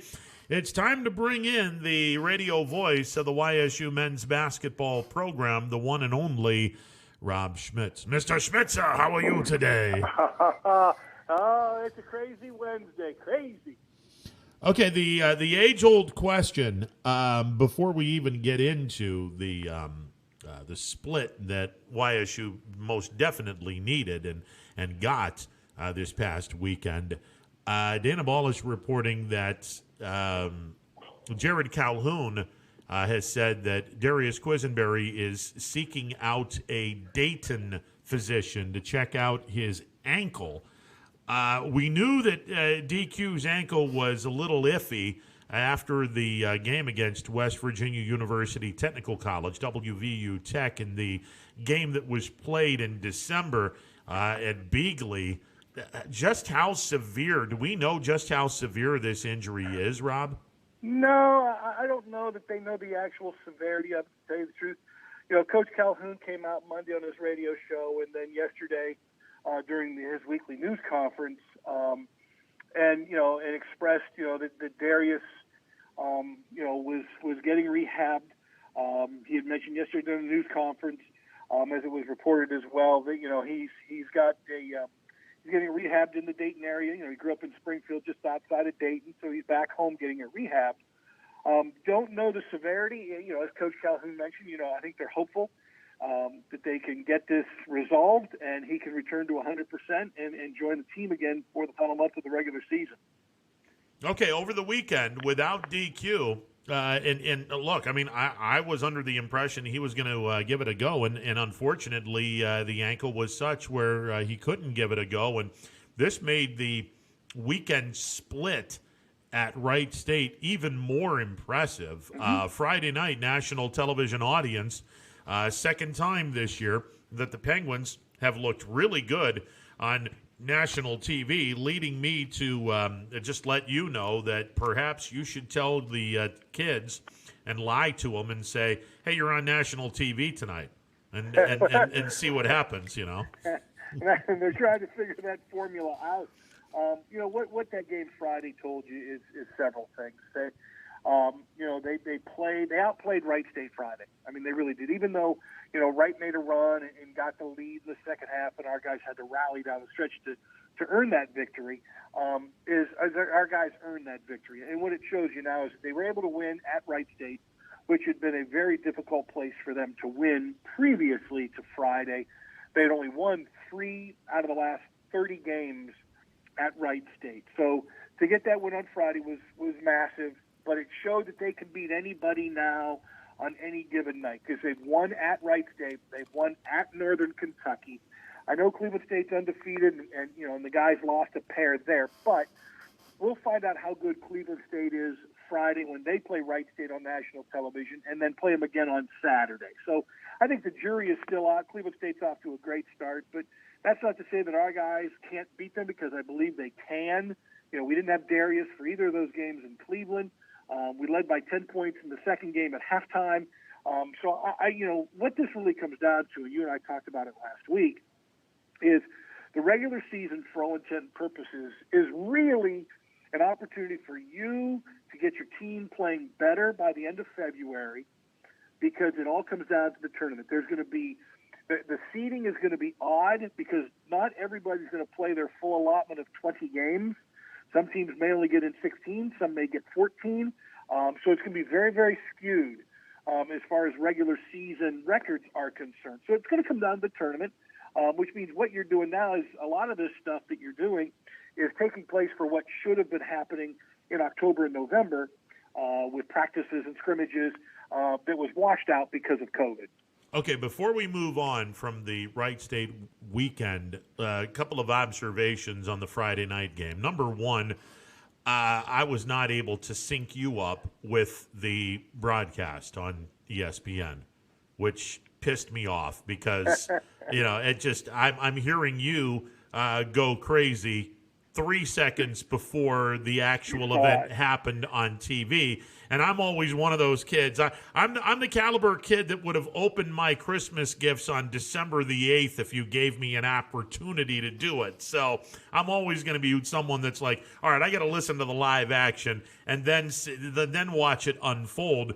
And the call that you had, first of all, if I need to win a ball game, a close ball game, I'm always going to put my ball or the basketball into the hands of Garrett Covington, because he is always going to be money in that situation. And it was just an unbelievably great pass by the big fella, Bohannon. And it was unbelievable how Covington was able to get away from his guy, go into the low block area, and just the perfect pass, and then Garrett got the shot up in plenty of time. The ball was off the window as the horn was sounding, and you saw the backboard in red as the ball was going off the backboard and into the basket. There was no question that the shot was going to count. It was just an amazing, amazing play by the Penguins. It really was, and as we had talked with Coach Calhoun the next day, and again on his radio show, and we talked to Nas as well. He was our guest this week on the show, and the play was designed to put it in his hands. Obviously without Quisenberry, Nas becomes your main ball handler, and he's been through this before. He knew how to facilitate it, so. They wanted to wait, obviously, like most teams. You wait till 8 seconds before you run something. And, when the shot clock and the game clock got down to 3 seconds, he's hearing it from the sidelines go. They wanted him to go to the basket and try to take a shot and maybe get fouled.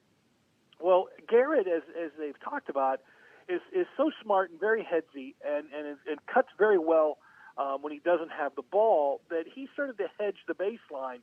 And when his man, with 2 seconds to go, kind of moved up on the ball, their guy kind of took 2 steps forward to try and go after the ball, because you're figuring 2 seconds left, they're going to take a shot. Well, as he left Garrett, Nas with a great play found him wide open. So, it was two guys who have been through this before, who have communicated with each other very, very well on the floor in their time together. But it's uncanny how Garrett has now had 3 buzzer beaters in his 4 years of playing basketball here at YSU. It was an absolutely amazing sequence in which the Penguins were able to get the victory over Wright State. And look, I mean, as we have said this time and time again, this year the schedule is such where if you can get the victory in game number 1, especially on the road, you've already accomplished what you've wanted to accomplish, which is to get the split it on the road and take care of business at home. Win 2 in a row at home, get the split on the road, and you're looking at a 15-5 record. It hasn't gone this way for the Penguins. Right now the Penguins are 3-5. the good news is 8 of the final 10 games after this weekend against Oakland, 8 of the final 10 games will be played at Beagley, which goes right into what you were talking about, getting the team ready for the tournament. And while all of us were, and I'm still very disappointed with the Horizon League for doing Youngstown State the way they did, the reality is if the Penguins can get Oakland one time, you're looking at 4-6 going into the final 10 games, and just assume you go 9-1 following that playbook. Now you're 13-7 going into the tournament. I'll take it. I'll gladly take 13-7 going into the tournament. So 4-6 after 10 games. Some people may want to sit back and say, oh, well, you know, the Penguins, same old YSU. Okay, they just went through the gauntlet. Yeah. Now they got 10 very winnable games where they can go on a tear. And if DQ comes back, big if, but if DQ comes back, it's even more apparent that this team can go on a tear. Hey, this Penguin team, the Horizon League, even though they did the YSU program dirty in the first half, may have given them an unbelievable favor in the second half to get them ready for the tournament and get them on a very good run going into the tournament. No, you're 100% right. Everything you said is right on the money. You know, that's the way now you have to approach it. And that's why, you know, when you and I talked last week, you had to go and look at Friday first before you could take any other steps. Well, once they got that win on Friday, you're right. Now you knew Wright State was going to come out loaded for bear in Game 2. You knew that they were going to come out and play angry. They were embarrassed on national TV, and they did. They played to their maximum potential. But you already had beaten them once. So it shows when you go to a tournament that they're not invincible, that you have a way to counter Loudon Love and counter, you know, the guys like Tanner Holden. And they've got a very good team. Holden's very good. Trey Calvin is an underrated point guard at Wright State. But now you know you have a formula of what it takes to beat them. So, you know, moving forward now you go to Oakland, and it's not, and you know, you and I like to play the speculative game. It's not out of the realm of possibility to win 2 there. You'll know a lot more, you know, as Friday's game unfolds. But that is a team that has a lot of really good pieces, but they've not been able to put it together collectively. They've got a very good point guard in Jalen Moore. They've got a great three-point shooter in Rashad Williams, and they've got a guy who can go get rebounds in Daniel Oladapo. But numbers are very, you know, numbers are deceiving in Oakland's case because they're all, statistically, they're all phenomenal. I mean, they're all putting up double-doubles and scoring, you know, 15 or more and hitting 7 threes in the game, but they're 3-12. Now, take out the first 7 games because they all, you know, they went and played money games for their first 7. So, you know, take those out. But still, they have, you know, they just were swept at Green Bay. You know, they were beaten by Wright State by 40 and then came back and beat Wright State the next day by 10. So they're a mystery as far as trying to figure out their identity, but they've got chinks in the armor. This will be a good weekend. Could be a very good weekend for the guys. Okay, now I'm looking at the standings, and listen, Cleveland State has been unbelievable this year. Now, they got off to an 0-3 start. They have won 8 games in a row, all in the conference. They have been unbelievable. They swept Northern Kentucky, which I didn't think that they would do. Now we're getting into the really interesting part of this schedule because you've got 6-2 Wright State, and they got to play them in the Nutter. Then next week they got to play 4-1 Milwaukee, and Milwaukee's playing some really good basketball. Conceivably, you could be looking at Cleveland State at 9-3 or 8-4 when it's all said and done. In other words, even though the Penguins are 5 games out of first place, the Penguins have 12 winnable games left on their schedule. And if the Penguins go on an absolute tear and win 10 of the final 12, you're looking at 13-7. 13-7 could get you a top 3 finish in this league. Yeah, no, you're right. There's a lot of basketball left, and you're seeing now some of the younger guys for the men start to mature. Miles Hunter, and I don't know that he would crack the starting five, but boy, he sure is getting closer to getting into that starting five. He's going to start getting minutes like a starter in my mind. I thought he had a great weekend at Wright State. He averaged 11 points in the two games. He's long.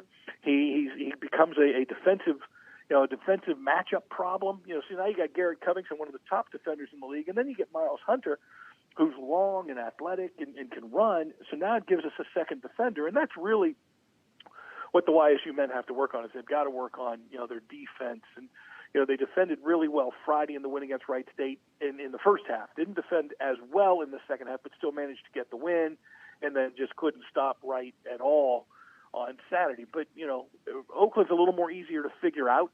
You got to get somebody on Rashad Williams. If he gets started early, it could be a long night. But I think they're starting to find some guys. Alex Vargo, can become an offensive threat. He's done well in the 5 starts that he's made. So that's why I said, you're starting to see some guys now evolve and start to get into a rhythm here that they weren't able to get into December. So, this will be the unofficial halfway point of the Horizon League schedule because, like I said, not everybody has played 10 games after this weekend like YSU and Wright State, Cleveland State. So it is the halfway point, but not everybody's played. Like Robert Morris has only played 3 league games. We're still trying to figure them out. But that's where I think YSU is light years ahead of them because they've had a chance to try and figure it out with their personnel. Rob, as we fast forward to the Horizon League tournament, is there any word on if they're just going to play everything in one centralized location? And quite like what the NCAA is talking about doing, where they're going to play the entire tournament, apparently, in Indianapolis. That's a great question. I don't know for sure what they're going to do with the Horizon League tournament, whether it's going to be first and second rounds on campus sites, and then you go to Indianapolis. I know that all 12 teams are expected to make the tournament, but I haven't seen a format. I know that the league has come up with some kind of formula. You've got to know microbiology, I think, to figure this thing out, but they've come up with some mathematical formula to figure out the seeding because they know not everybody's going to play the full 20-game schedule. So they've figured out a way to value road wins more, beating teams that have better – it's some kind of crazy formula where everything's skewed and you get 1.25 for this win. And so they've come up with some mathematical idea of how to seed teams, but I have not seen an actual bracket as of yet, no. I would assume with 12 teams and they want to invite everyone in, the top 4 seeds would get the first round off and you'd go 5 versus 12, 6 versus 11, 7 versus 10, 8 versus 9?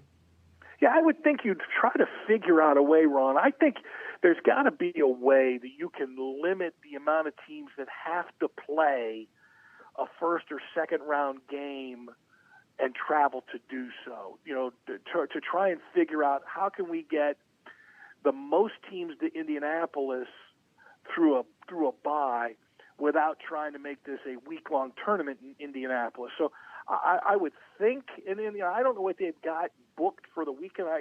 In years past, it's only been at the Indiana Farmers Coliseum. It's only been a weekend event, semifinals and finals. I don't know if they've extended that, but I don't know if it's a 2-team bye, a 4-team bye. Is it a 2-team double bye? That I'm not seen yet. I think it's imperative you got to finish in the top 4. I think that not having seen a bracket yet, or at least not even trying to find one, to be in the top 4 obviously is going to pay huge dividends one way or the other. Well, I would think. I mean, if you're going to play quarterfinals, semifinals, and finals in Indianapolis, okay, that's good. You got 4 games on quarterfinal day. You've got 2 games on the semifinal day, and then you got the championship game on the 3rd day. Easy peasy. I would hope. And, the only thing that complicates that, no, it doesn't complicate it. But, you have your women. So the women will play, in the similar fashion at the Indiana Farmers Coliseum in Indianapolis. So you have that doubles the day and the length of the day. I do know that last year, that thing was only booked for semifinals and the finals. I don't know if they've extended that to the quarterfinals. So I don't know how they've booked that arena. Now, IUPUI is not playing there this year. So that building is truly a neutral court this season, and they may have been able to get an extra day because obviously there's nothing going on in most inside venues at this time. Yeah, it should be entertaining to see what happens, but obviously there's a lot of basketball to be played, and the biggest thing that Youngstown State needs to do right now is make up some of those discretions that we had. You lost to Cleveland State twice on the road. You split with Green Bay, so there's 3 games that essentially the Penguins have to make up at some point in time here. Yep. No, you're right. And I'm hopeful that, maybe this weekend is one of those. Obviously, Oakland's coming into this game 3-5. They've lost 3 of their last 4. They're scary because they're so good offensively. They've got so many guys that can score with the ball. I'm not sure how good defensively they are. Oakland traditionally has not been a good defensive team. Campy's an offensive-minded coach. I think he's done a phenomenal job these last couple of years, with maybe not the high caliber of talent that he's had before. He's had guys like Kendrick Nunn, who's in the NBA, Travis Bader, who should have been in the NBA. He's had some phenomenal players come through there. Well, they're good, but I think he's done a really good job as a coach. I have a lot of respect for him, and they're scary offensively. That you just can't let them get rolling. And if our defense shows up, then this could be one of those weekends where you get one of those games back, Ron. Rob, always a pleasure. Hopefully, the Penguins take 2 in the the Brown Bowl, otherwise known as the O-Arena, the Brown basketball court. And for lack of a better term, it looks like someone took a dump on the court and spread all that garbage around it. It looks pretty interesting. It's unique, but it's just not very appealing. Yeah, it's not very good. Does not look good on TV, and it's an odd court. It's a dark brown. It's not blacktop. They like to call it blacktop. It's a brown. It's a dark brown court. The lighting's rough in there. Interesting. It's an interesting building. If you're an Oakland fan, you love it. If you're not, you hate it. It's one of the more unique places that we get to go to during the season for men's basketball. But I have a solution for you as well on your radio TV dilemma. I was reading last night. I think it was last night or the night before. There is a radio that's actually out there now that you can sync up the radio with the TV. This radio that I think it's like an SR440, whatever it's called. You go to a 30-second delay on your radio to sync up with your TV. So I'll send you the information on that. Interesting. I would like to. I'd like to invest in that. Yeah, more people are getting those because they do exactly which I thank you for that. Do what you did. But yeah, this radio apparently can have as long as a 30-second delay, so you can match it up with streaming and live TV. I'm going to have to definitely look into that. Rob, always a pleasure, sir. And Thanks, before we let you go, the venue, the food venue, what's going on north of Detroit? I think this is going to be. I think it's moderate this weekend. I think it's moderate. Don't have too many plans for Thursday. Friday, I think, is hibachi, and Saturday is pizza. It's a boring trip. Well, you got to make sure you bring pizza from Youngstown because, look, everyone knows the pizza in Detroit and north of Detroit is garbage. I mean, exactly. it's cardboard. Yeah, so this is not a high cuisine trip. No, you got to bring the Belleria or any other kind of pizza in Youngstown because that's just the bottom line in all of this. I agree. Yeah. All right, brother. Money with that, buddy. Safe journey. All right, thank you. I'll talk to you soon. See ya. Rob Schmidt, the radio voice of the YSU men's basketball program. Huge news in high school football. And I was looking to see if we were going to see a man that left the high school coaching last year, where he was let go by Western Reserve. Andy Hake has resurfaced.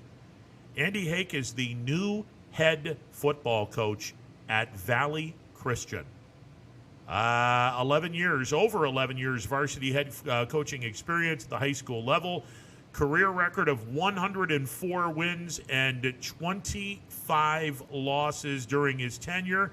Andy Hake's teams won 7 league championships, 9 playoff appearances, 2 regional appearances, 2 regional final appearances. Actually, 2 state semifinal appearances in 11 years. Andy Hake has just been hired as the new head football coach at Valley Christian. We're going to see, no promises, but I do have Andy's cell number, and we'll see if we can get Andy on and talk a little bit about this journey that he's on. Andy Hake is the new head football coach at Valley Christian. Let me tell you something. The EOAC just got a whole lot better. The EOAC just got a whole lot better with Andy Hake coming to Valley Christian. That is going to make the EOAC an interesting football conference for sure. That is the breaking news. Just broke momentarily from Valley Christian. They have hired Andy Hake to be their new head football coach. We'll see if we can get Coach Hake on and get a few words from him. That will hopefully be coming up next, fingers crossed. It is a Wednesday edition of Running Point presented by Greenwood Chevrolet on Mahoning Avenue in Austintown. 21 News. Let's get right to our top story tonight. More experienced reporters. A new Wilmington restaurant. GM Lordstown. Telling more local stories. We'll look at Baby boy is recovering from a broken around our valley. Community in Niles. We are here in Youngstown, right up. Because you expect. It's important for everyone. No place like home. More local news. In Mercer County Court. 21 News is our valley's #1 local news. Welcome home to a home made homier with Baird Brothers Fine Hardwoods. Inspiration starts at BairdBrothers.com and is turned into reality when high-quality hardwoods are delivered right to your home.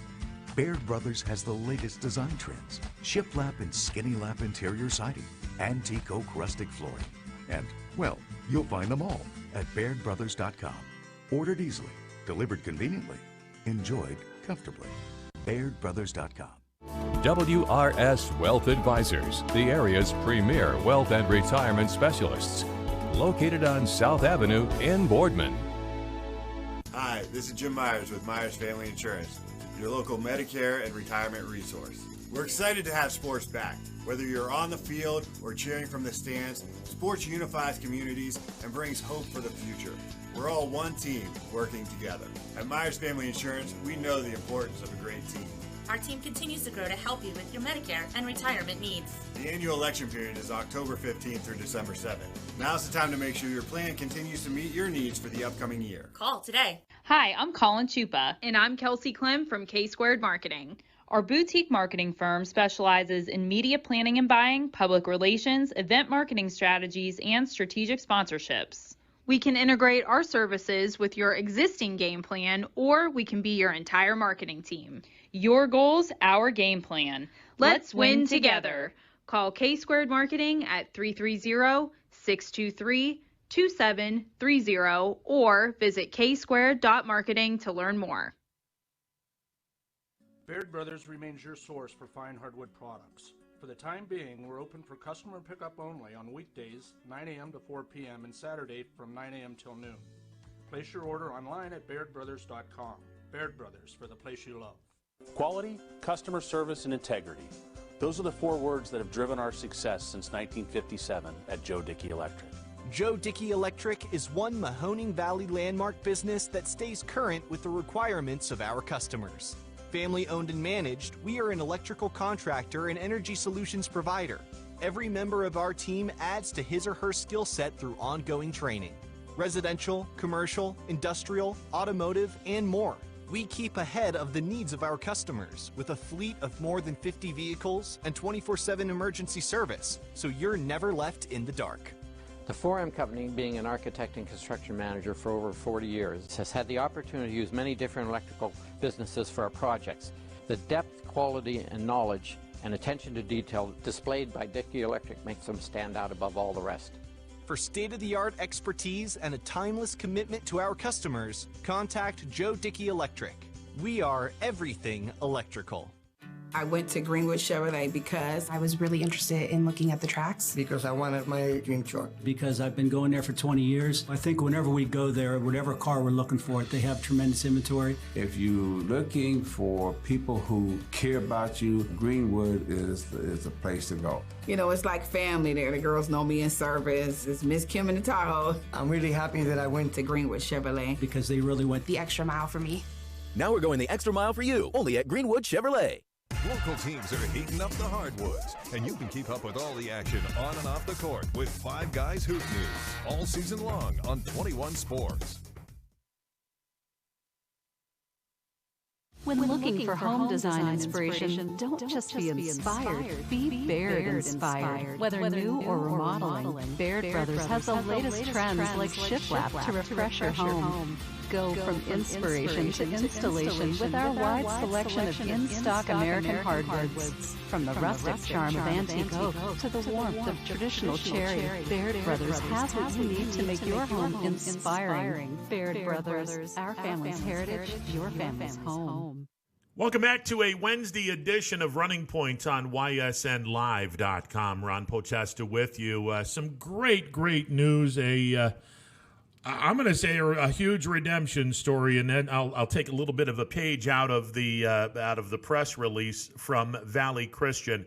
Moments ago, the Valley Christian School, a member of the Eastern Ohio Athletic Conference, that is the conference that includes Columbiana, Leetonia, Lisbon, Southern, United, Wellsville, East Palestine, and Valley Christian. Valley Christian has announced that Andy Hake is their brand new head football coach, and we bring on the brand new head football coach at Valley Christian, courtesy of the MP Vivo Heating and Air Conditioning Hotline. My brother, I am so happy for the opportunity for you to get back into high school football and to get back into coaching. Congratulations on this gig at Valley Christian. Well, Ron, I really appreciate that, and it's really good to hear from you. It really is. It's good to be back. I feel very blessed, and I'm very thankful for the opportunity that Valley Christian's given me, and I'm not going to let them down, and I'm not going to let down the kids here. Look, I know it's been a long year for you, and the stuff that has gone on. When you applied for the job at Valley Christian, what was the conversation like? What were some of the things that went through the process? Were they were you and they having an honest conversation of what went on last year? Oh, absolutely. We had a lot of conversations, and my first thing with these good folks is they're great people. They really care about their school. They care about, this is a faith-based school, and they care about their kids. They genuinely care about their kids. And, they saw immediately that I care about kids. And I made a lifetime commitment to helping people and being a teacher and a coach. And they saw that I was, I genuinely, wanted, forgiveness for mistakes that I made and handling my anxiety and my problems the wrong way. And after heavily vetting me and they came to, conclusion, we could trust this guy and give this guy an opportunity. And I'm going to take full advantage of it. And I feel very blessed and privileged to be the coach here. And again, like I said, I'm not going to let them down. I'm going to coach these kids up and love them and treat them right. And, I'm just very excited. Coach, I don't think a lot of people know that you went into a 5-month program at the Neil Kennedy Treatment Center. And it was an opportunity for you to grow spiritually, emotionally, and everything else. What did you take out of that 5-month journey? Well, you know what? People have problems. We're human beings in the human condition. We need each other when we go through things and struggles. And, I self-medicated and make the wrong decision when I had my troubles in my life. And, I just think the journey and it's been a long journey. I took a knee last year and, I'm very thankful. These guys gave me an opportunity and, I had to show myself and show other people that I was truly sorry about, the mistake I made and the lack of judgment. But again, you know what? I'm very honored and blessed to be here, and we're going to coach these kids up and treat them right and mentor them right, and I'm going to put a staff together that loves kids, and we're going to love our God and love our country and get after it. You're going to go 90 miles an hour in a 35-mile-an-hour zone like we're used to seeing? You got that right, buddy. I might go 100. I might go 100. There you go. They're going to get the best version of me. And listen, I'm really excited. Listen, all the problems aside, if you come back and you're different on the sidelines, I'm going to be so disappointed. No, leopards don't change their spots. They just, you know what you do. You make yourself a better version of you. You're going to get the best version of me. But I'm a passionate guy. I love the game. I love being around young people. You're going to get the best version of me. And like I said, it's been a long journey, and I'm very excited about this. And I couldn't be pleased to represent a better place. Much like the Mahoning Valley Athletic Conference, you're going into the other league for the smaller schools in the Eastern Ohio Athletic Conference. And, Valley Christian will be venturing into Columbiana County an awful lot, being that the other 7 schools, East Palestine, Leetonia, Lisbon, Columbiana, United, Southern, Wellsville, they're all in Columbiana County. It's a fantastic league that's gotten a whole lot better now that you're on the scene at Valley Christian, Coach. Well, I really appreciate that. I'm really familiar with those schools. They used to be in the old ITCL when I was at reserve. I used to play those schools, and I'm very familiar with those schools, and they're tough.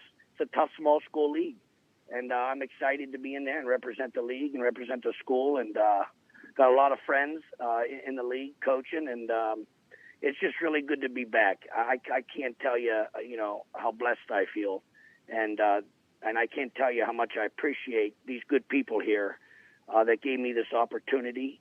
And a lot of places wouldn't, that. A lot of places wouldn't. But I'm going to come back better than ever, and I'm going to be good to these kids, and I'm excited. Now I'm going to needle you for a little bit because you and I had a lot of conversations, even when I was over at iHeart. We've had gone back and forth with the public versus private school kind of thing. Sure. You're on the other end of this now. You don't have a set border school district where you can get some kids and the selling point, obviously, is the fact that you get away from the public schools and you're going to have a Christ-centered education, which there's nothing wrong with that, especially, whether you're doing it in a Christian school, a parochial school. A Christ-centered education is an essential thing to have in today's world. But now you're on the other side of the fence where when you were at Western Reserve, you were public school, and you had some kids that transferred, but not very many kids that were taking advantage of open enrollment. You get an opportunity now where you get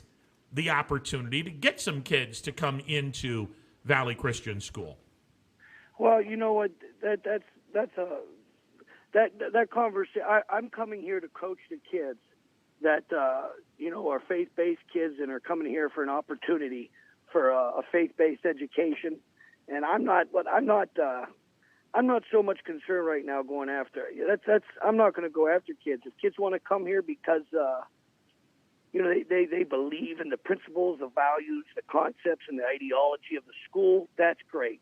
And Youngstown Valley Christian arms are open for that kid and those families. But I'm not going to go out and seek kids. That's not. If kids want to come here, that's up to them, and they have to go through the proper channels. I'm just very grateful to have the opportunity to lead this team. And let's face it, our country, a lot of times, that's looked upon down. That's not looked upon greatly. And I think that is a great thing, having faith and staying true to that, and special people that go here and special people that want to make their lives better, through the vision. So I'm going to coach whoever shows up at the school. I'm going to coach them up, and I'm going to love them, and I'm going to coach fundamentals, and I'm going to try to, correlate the concepts of the game to life. That's what I've always done. Andy, have you had an opportunity to meet the players that played last year that won't be graduating in 2021? I haven't met any of the kids yet, and I'm overly excited to meet them. And again, I feel blessed. I feel honored and privileged to be here. And I'm not using this place as some stepping stone to go somewhere else. I'm committing everything I have to this place and trying to make this place a contender, a great place to come to school and to be proud of. And I'm going to be me. I'm just going to be at a different place. And I got a loyal coaching staff that was with me. Some of those guys want to come here, and we got to heavily vet to make sure that the coaches that we put in front of these kids understand the values and the ideology that the people running the school want the coaches to have. And I'm in total agreement with that.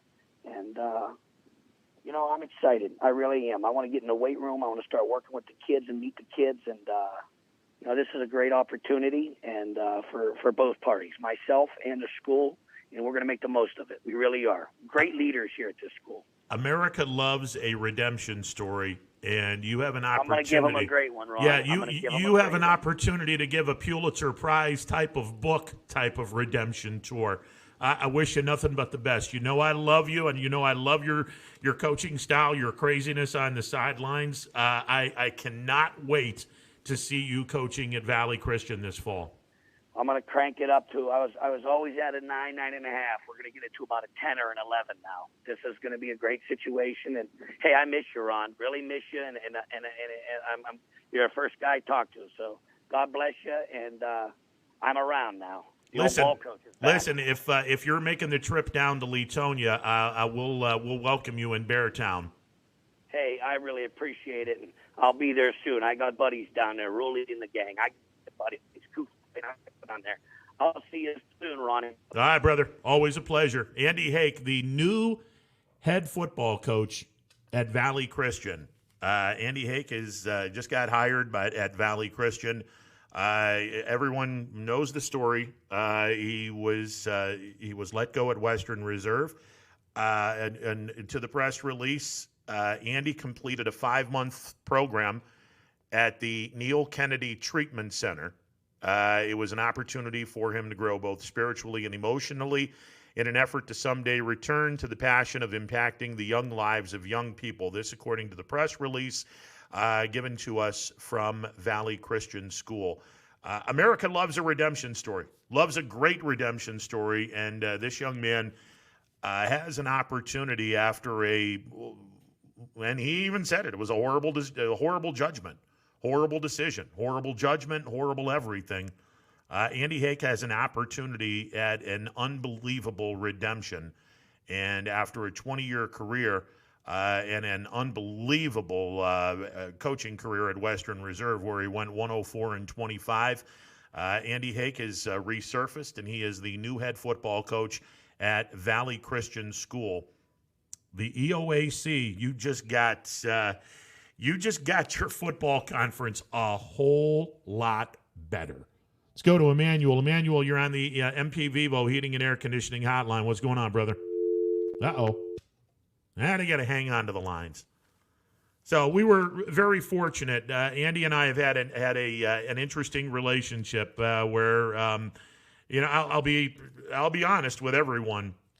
One of my closest friends in Boardman, in the very brief time that I had in Boardman in school, was Sharon Roncone, who married, and her family, she and her husband Kevin, the Velasquez family, and Dominic, who graduated from Western Reserve. I followed his career very, very closely. And Dominic was the starting quarterback, I believe, his junior and senior year at Western Reserve, and that's where I got to know Coach Hake and followed that program extremely close, being the relationship that I had with Sharon and Kevin Velasquez. Let's get to it. Emmanuel, you're on the MP Vivo Heating and Air Conditioning Hotline. What's going on, brother? Well, how you doing, my brother? I'm good. I'm here to tell you, when Latonia plays Valley Christian, that is must-see TV. Look at the coaches on the sideline. Man, I can't wait to that. Ooh, wait. And I don't know if they play them. I can't remember if Latonia played Valley Christian down there or if they played them in Latonia. I'm not sure which. I'm not sure if they played Valley Christian in Struthers or if Valley came to Latonia. But when those two teams play, hell, when Valley Christian and Columbiana play, Andy Hake and Bob Spate were Mutt and Jeff with the press conference with these two guys. The first game of the year they played in Western Reserve, they had a military night. No, it was in Columbiana. It was a military night, and these two guys were like Mutt and Jeff in the press conference. These two guys were just playing the press like a fiddle. I mean, you're talking about one of the highest characters of all the high school coaches. One of the biggest characters has always been Andy Hake, and it's good to see him. First of all, it's good to see him clean, and more importantly, like I said, America loves a redemption story, and this guy's got a redemption story to tell. If he can get this Valley Christian team and himself to a top shelf type of life. I'll tell you one thing, that conference has a lot of young, very good young coaches. Yeah. I'm telling you, this is unbelievable. It's a good league. Yeah, but I wanted to talk to you about, can we stay in high school? Yeah, absolutely. Well, now I'm sitting there thinking, there's two ways of looking at it. You look at McDonald's boys team. They're from Trumbull County. They couldn't play when they got the green light. When everybody else was practicing, and they say, "Come on, we're gonna go ahead and play." Some people say, "Well, I don't know if that was the right thing or the wrong thing."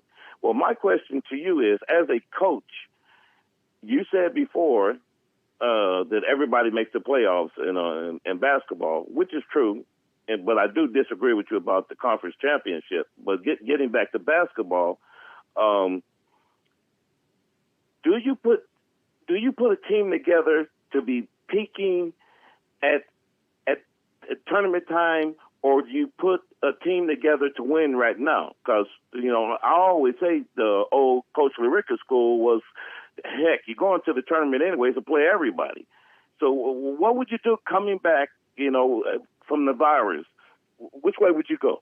Listen, in a perfect world, I want to have my team peaking right before the tournament. So when they're in the tournament, they're playing their best basketball come tournament time. And I think Harding's off to an 0-4 start. They're gonna find the sweet spot of 15 to 18 games.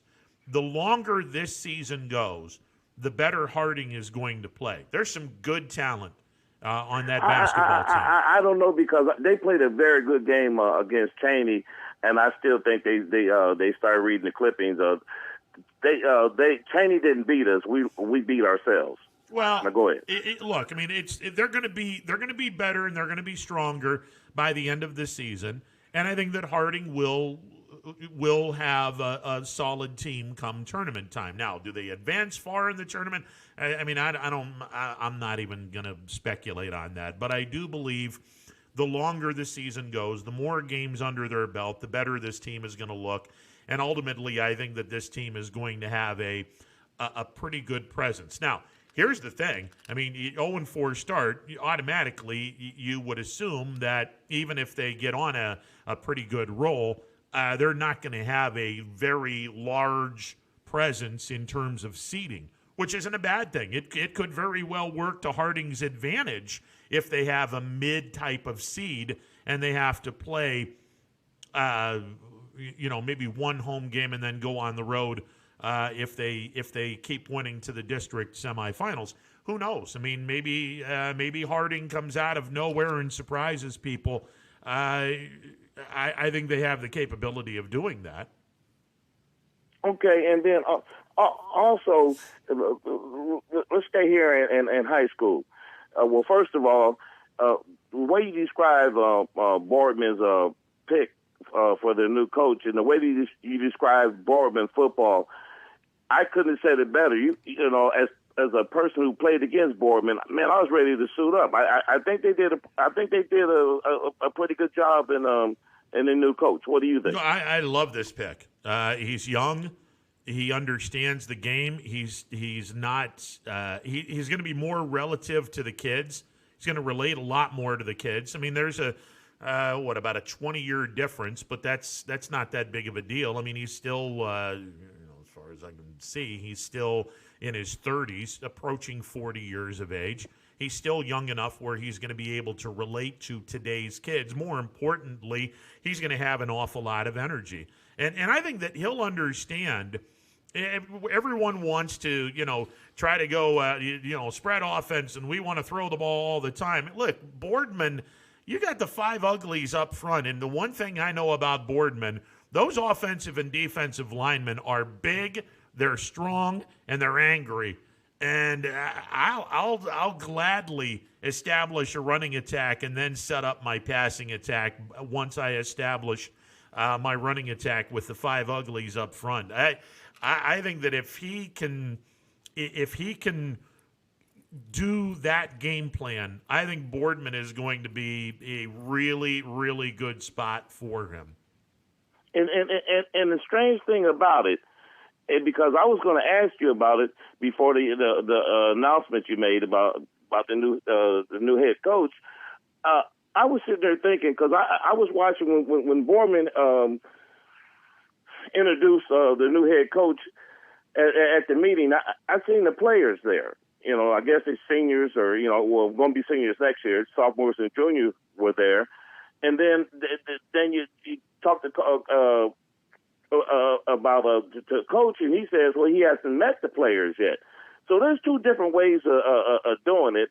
I personally, I've always want to back up the kids. I'm in it for the kids, the players, right? They should be everybody's main focus. But maybe am I a dinosaur where I'm thinking that maybe you should pick the coach and then introduce the coach to the team? Should you think that the players should be there and part of the decision as being minors? I mean, you can't go wrong either way. I mean, if the kids are there to support the new coach, okay, I can go along with that. Now, clearly, in Valley Christian's case, they hired Andy Hake, and we just had Andy on, and he said he hadn't met any of the players yet. And you can't go wrong with that. Andy can go in there with a fresh, clean slate. He can talk to the players and meet them face to face and talk with them man to man and look them all in the eye and let them know this is what's going to happen. Who knows? Maybe the new coach at Boardman had the conversation with the kids prior to the official hiring, and the kids were there to show support of their brand new coach. I don't know the particulars, but to me, I think it's a win-win either way you do it. Well, and I know you're running up to the end of your show, and I don't know if we have enough time to talk about this, but geez, man, what the heck is going on with the NBA? Are they going to be able to finish the season? Oh, they will. It's, this is just something that's going to happen. It's going to happen throughout the campaign. There's going to be games that are going to ultimately be canceled because there's going to be some teams that are ultimately going to have kids testing positive for COVID. It's an indoor sport. The NBA is. They're going to have to be able to face this reality, and they will. And hopefully everyone gets an 82-game season. And in a perfect world, everyone does, or whatever amount of games they're playing this year. I think it's 52 this year. Whatever it is. In a perfect world, they play the amount of games that they're looking to play. But honestly, there's a good chance that most of the teams will be 4 or 5 games short. Well, look, as long as you play most of the games, a high majority of the games, 90% of the games or so, I got no problems with this. They're going to go about this the way they should go about it, and they're going to be very careful, extra careful when it comes to the virus. Well, there's this strange rumor going around, something about somebody stole your identity and they used it to buy some tickets to the playoff game this weekend. I'm just letting you know, man. Oh, Lordy. Yeah. That's not. That didn't happen. Trust me. That's not going to happen. Okay. Hey, Emmanuel. Ain't nobody can look this ugly. I'm just going to say it, man. I don't know if you'd be surprised for playoff tickets what people will do. Yeah, because it's going to be an unbelievable game. What do you think? How do you think it's going to go? Well, depending on the forecast, and again, I don't trust any weather forecast until 2 days before the game, but consistently they've said 1 to 3 inches of snow on Saturday night in Orchard Park. Lamar Jackson has never played a game in snow. That is an advantage to the Buffalo Bills. Now, whether or not Buffalo can take advantage of the advantage, that remains to be seen. I think this is going to be a great game. I think, honestly, Emmanuel, this game has overtime written all over it.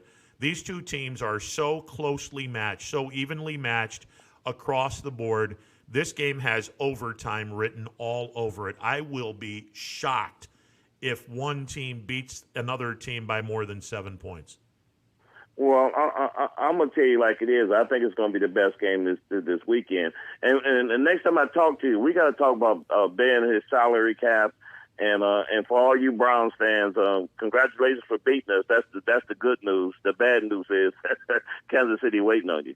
Yeah, that's going to be tough. You got that right. All right, man. See it. Appreciate it. All right, that'll do it for the show. Many thanks to Rob Schmidt for calling in, talking YSU men's basketball. And with the announcement of Andy Hake getting named the new head football coach at Valley Christian, many thanks to Andy Hake for coming on and talking Valley Christian. And, man, that's going to be fun. It's going to be watching this guy coaching. It's going to be like watching a car going 95 miles an hour in a 35-mile-an-hour speed zone. He just brings the energy. It's going to be fun. All right, that'll do it for the show. Many thanks. We'll talk tomorrow, noon to 3.